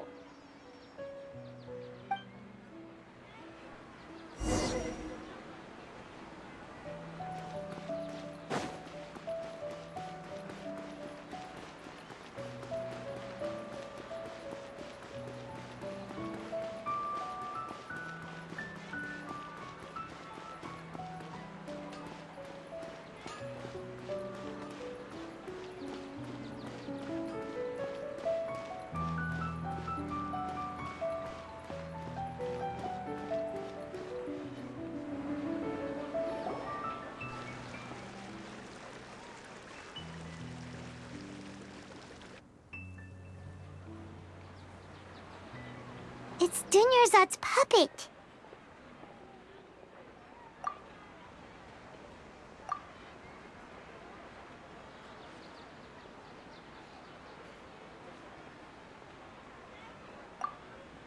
Traveler? You must be exhausted. Come to think of it, we've been stuck in this place for a really, really long time. Heck, even the last time we were chatting happily with Dunyarzad feels like an eternity ago.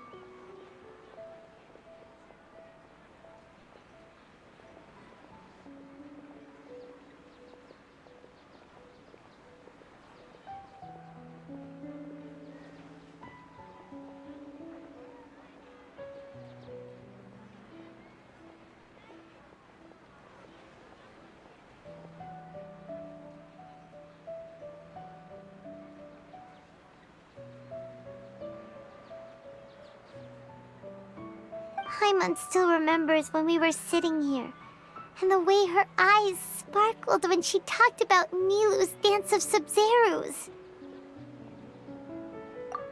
There will always be frustrations in life, but I know that the point of living is not to leave behind any regrets.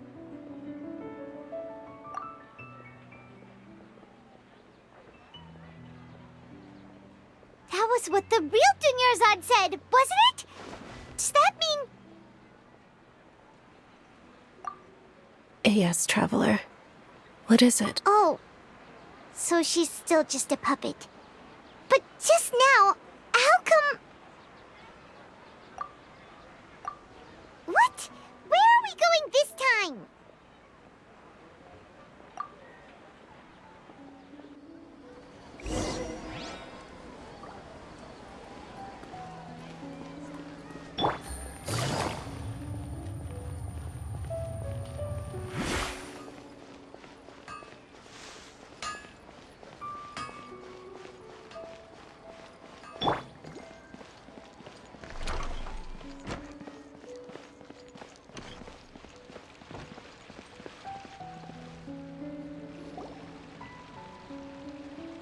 If you continue to resist, we will have to order an investigation into every single event organizer.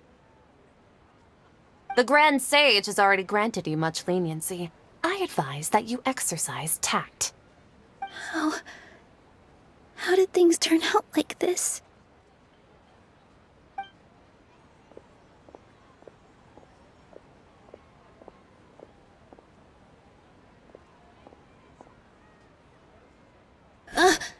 Traveler? You don't have to get involved. He's a sage from the Academia. I don't want to drag you into this. Traveler? Traveler? What the heck are you doing? If you get arrested by the Academia, that's another day gone to waste!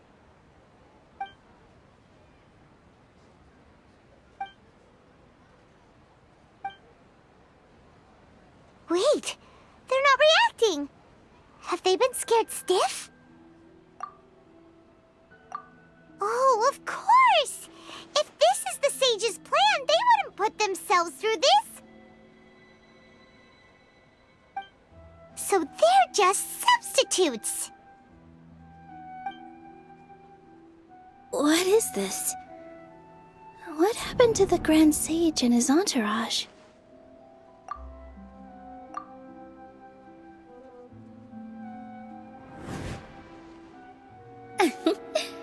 Like I said, they symbolize the goddess of flowers. It's just a shame that all the real Padisarahs went extinct after her death. Yes. The Greater Lord brought forth new Padisarahs in memory of the goddess of flowers. But she ultimately could never truly replicate that beautiful shade of purple.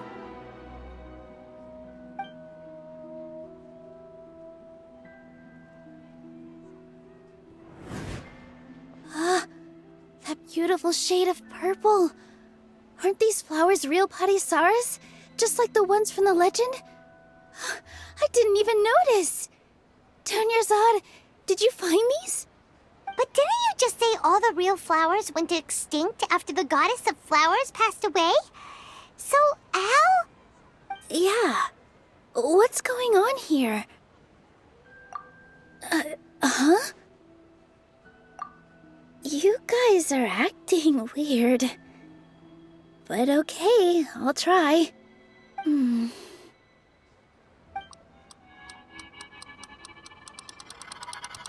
Hey!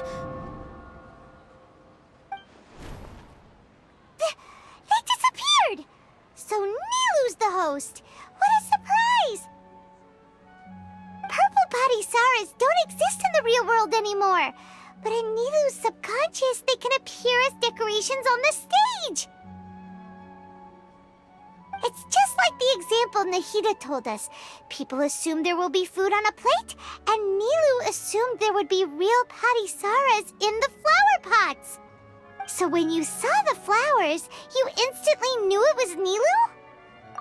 But if we want to end the samsara, we need the host to become aware that they're dreaming.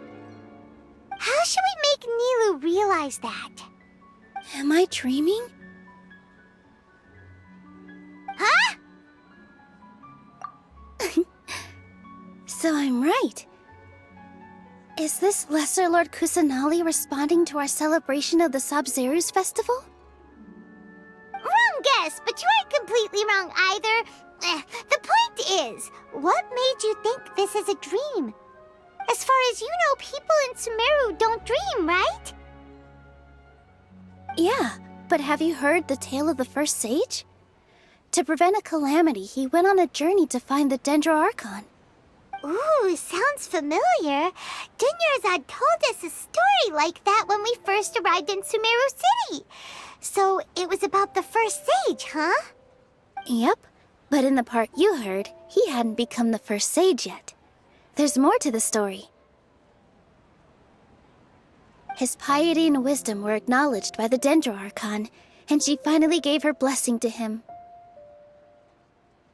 All kinds of spectacular scenes appeared in front of the first sage, as if all the knowledge in the world was being painted onto a canvas right before him. He was captivated. After who knows how long, he mastered all the knowledge he could comprehend.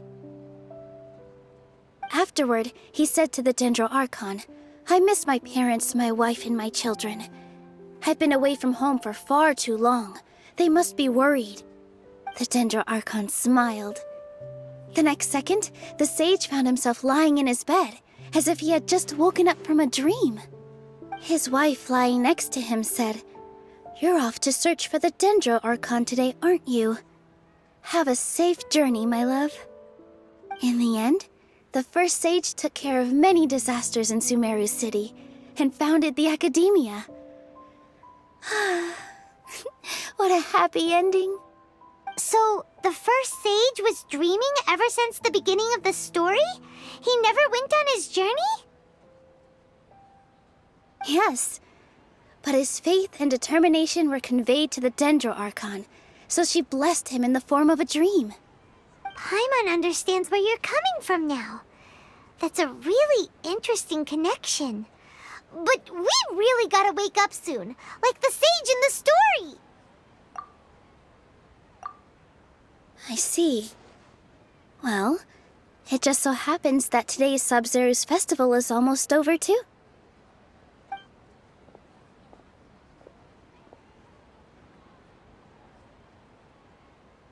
Since we're in a dream, let's make this final dance of Sabzeruz as beautiful as we can.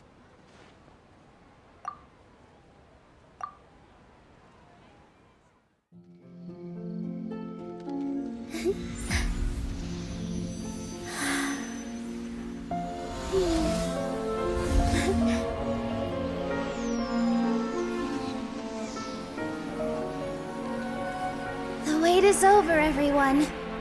I dedicate this to our god, the Dance of Sabzeruz.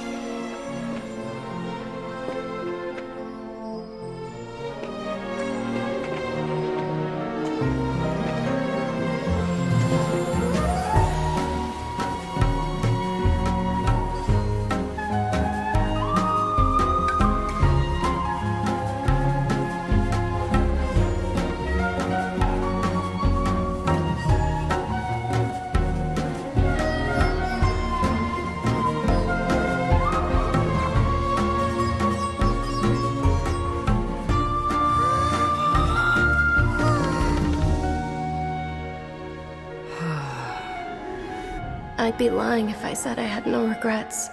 I would have loved to see Nilou's dance.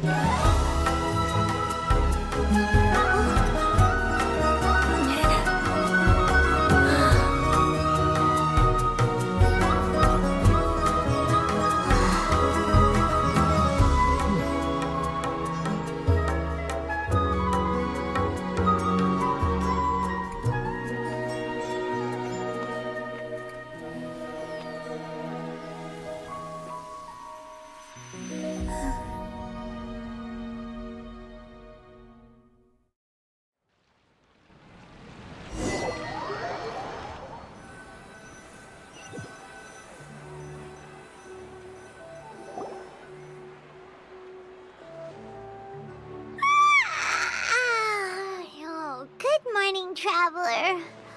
Oh, Paimon feels like she's been asleep for the longest time. Paimon's head feels super heavy. Did we oversleep? Do you even remember going to sleep last night? Paimon thinks it was after the Sub-Zero's festival. The Sub-Zero's festival! Have we finally escaped from the Sub-Zero Samsara? Quick! Take off your Akasha terminal!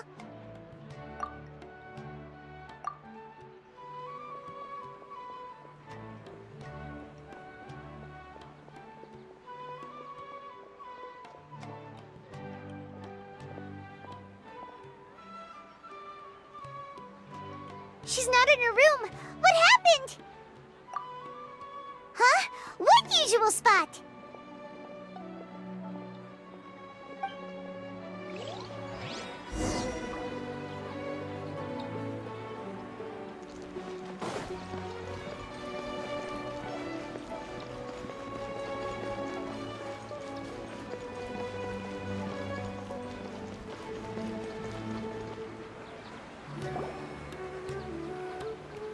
Well done, Traveler and Paimon.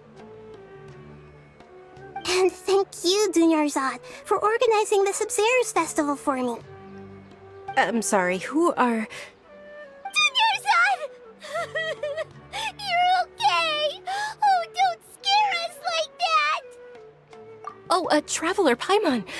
I have something amazing to tell you. I just had a dream, and I saw Nilou performing the dance of Sub-Zero's.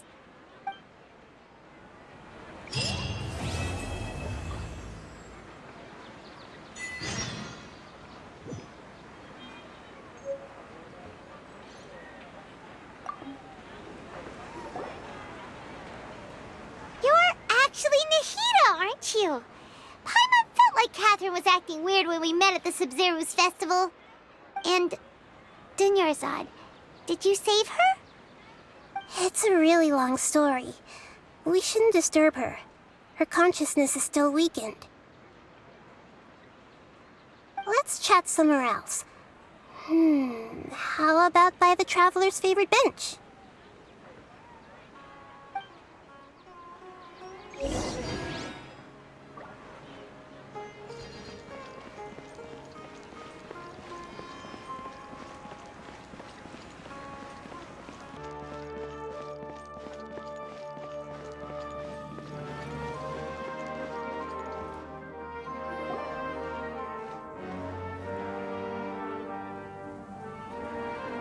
Let's talk about Dunyarzad first. It's such a relief that she's all right.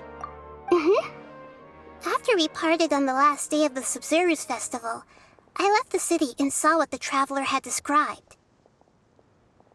Among the countless dreams, I found one that was growing fainter and fainter. This proved my suspicion. Once Dunyarzad could no longer bear the Akasha harvesting her dreams, her consciousness began to dissipate. But this also meant it escaped the Akasha's control. Such a small fragment of consciousness can't last for very long, though. It will return to its original dream, where both will gradually fade until they completely disappear. I used all the power I had to keep her dying dream alive as long as possible. But it still wouldn't have lasted for much longer if it hadn't been for you two breaking the samsara. So it looks like we did manage to save Dunyarzad in the end. And not a moment too soon. Huh? Why are you two smiling so happily? I thought you'd be so moved that you'd start crying. I need to spend more time observing human emotions. Both are fine. Everyone reacts differently. All right. You two must have a lot of other questions for me, right? After all, you saved my faithful believer. As your reward, I will answer any and all questions.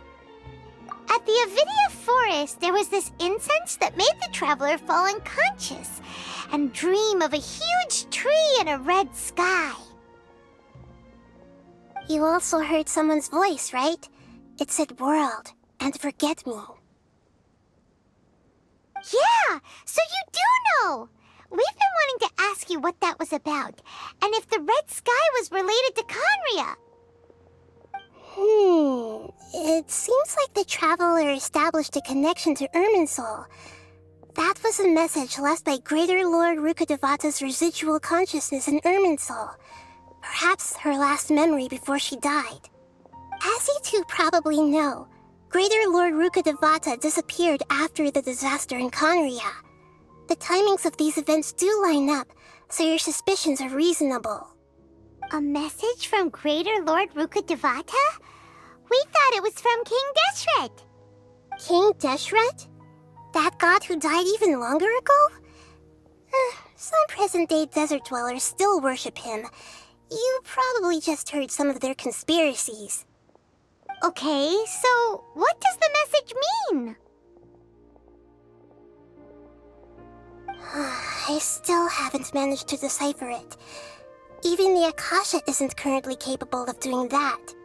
Greater Lord Rukkhadevata's residual consciousness in Irminsul seems to be contaminated with something that has a very dangerous aura to it. Many devoted scholars go mad as soon as they connect their consciousness. I've warned the Academia about this many times, but people still keep falling victim to it. But I believe this is the key to saving Irminsul. That's why I've kept trying to decipher it. So the tree in the vision was Irminsul? Oh, Tainari also said that Irminsul is sick! Is it because of the contaminated consciousness? But even if you can't figure out what that vision was all about, it seems like our search for you was all in vain. The traveler wasn't affected after coming in contact with that consciousness. I've never seen anyone like that. With you here, we may have a chance at deciphering it. No, we must decipher its secrets. I've already eliminated all other factors that might affect Irminsul. This is the only one left. This puzzle has life and death at stake. It could determine Irminsul's fate, as well as Tevat's. To be accurate, I'm using the Akasha as a medium to occupy Catherine's consciousness. How did you do that? Poor Catherine. Does this mean you can also occupy other people's consciousnesses? Theoretically, I can enter anyone's mind as long as they're wearing their Akasha terminal. The Akasha is the legacy of Greater Lord Rukkhadevata. As Lesser Lord Kusanali and the first Akasha terminal, my consciousness has always been linked to the Akasha. I've always respected my people's free will, so I've never actually occupied their consciousness. When necessary, I just borrow this bionic Snezhnayan puppet. Hold on. Did we just learn some deep, dark secret? So Catherine is... No wonder Paimon felt something was off about her. What about your own body? Why do you need to borrow other people's? Don't you live in the sanctuary of Surasthana? That story begins a long time ago. After Greater Lord Rukkhadevata disappeared, the sages found my newly born self and took me back to Sumeru. At that time, I was young and weak. The sages kept me in the sanctuary of Suristhana, ostensibly for the sake of protecting me. But I've hardly heard from them since. However, I do understand that they had hoped to find Greater Lord Rukkhadevata instead of me, a symbol of her passing. So, the sages basically put their new Archon under house arrest? How dare they! Why don't you teach them a lesson, Nahida? In some ways, they aren't wrong. Greater Lord Rukkhadevata was omniscient and omnipotent. Even after her death, the Akasha is still empowering this nation. And I'm still really far away from being able to call myself the God of Wisdom. Moreover, the Academia is also more proficient at governing this country. Yeah, you got a lot of believers. Just look at the Sub-Zero's festival. Everyone who showed up truly loves you. Thank you for the kind words. But I honestly don't need physical freedom as long as I can connect my consciousness to the Akasha. Trying to find a way to save Irminsul is my life's mission and top priority.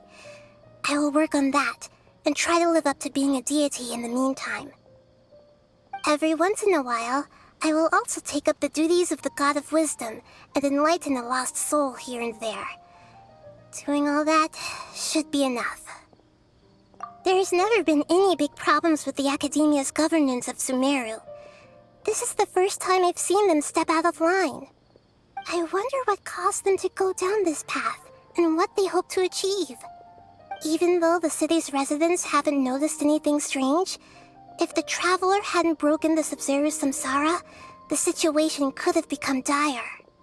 I tried to do some investigating in the Akasha, but I couldn't find anything suspicious, and all the people of interest seemed to purposely avoid wearing their Akasha terminals. I think they're deliberately trying to hide something. Oh, that reminds Paimon.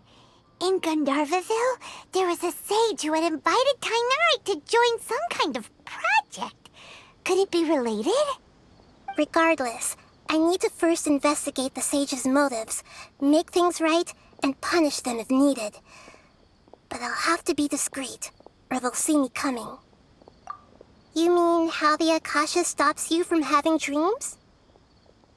Yeah, it's been such a long time. No one's noticed something's up? It's not that no one noticed. It's more like no one cared. Ultimately, it's all rooted in the sage's misdirection. Misdirection? The sages convinced everyone to believe that being unable to dream is a sign of rationality and wisdom. Not dreaming is a badge of honor in Sumeru. Even if the truth is that their dreams are being reaped by the Akasha. With their propaganda in place, the sages can maximize their use of the Akasha to facilitate their research. Besides, Greater Lord Rukkhadevata must have created the Akasha in the hopes that it could be used to its full potential. That's why I've never come out strongly against this. Anyway, the perspective advocated by the sages drowned out any voices of doubt. By now, even those who never use Akasha terminals find it too shameful and embarrassing to talk about their dreams. Got it! I hope my answers were satisfactory, seekers of knowledge. To be honest, maintaining Dunyarzad's fading dream took a lot of mental energy. I think I may need to rest for a while. Oh, and you don't need to worry too much about the sage's activities for now. The Akasha won't be able to conduct another project on the scale of the Sub-Zero samsara in the immediate future. Go and get some sleep. Leave everything to us. What a relief. This is truly the most exhausting birthday I've ever had. Traveler? Paimon? Why am I here? Do either of you know? Maybe you were sleepwalking. You know you can't wake up a sleepwalker. we happened to walk by, so we thought we'd wait for you to wake up. I see. Huh. I should visit my maintenance personnel sometime. Oh, I'm fine. I better go. Thank you.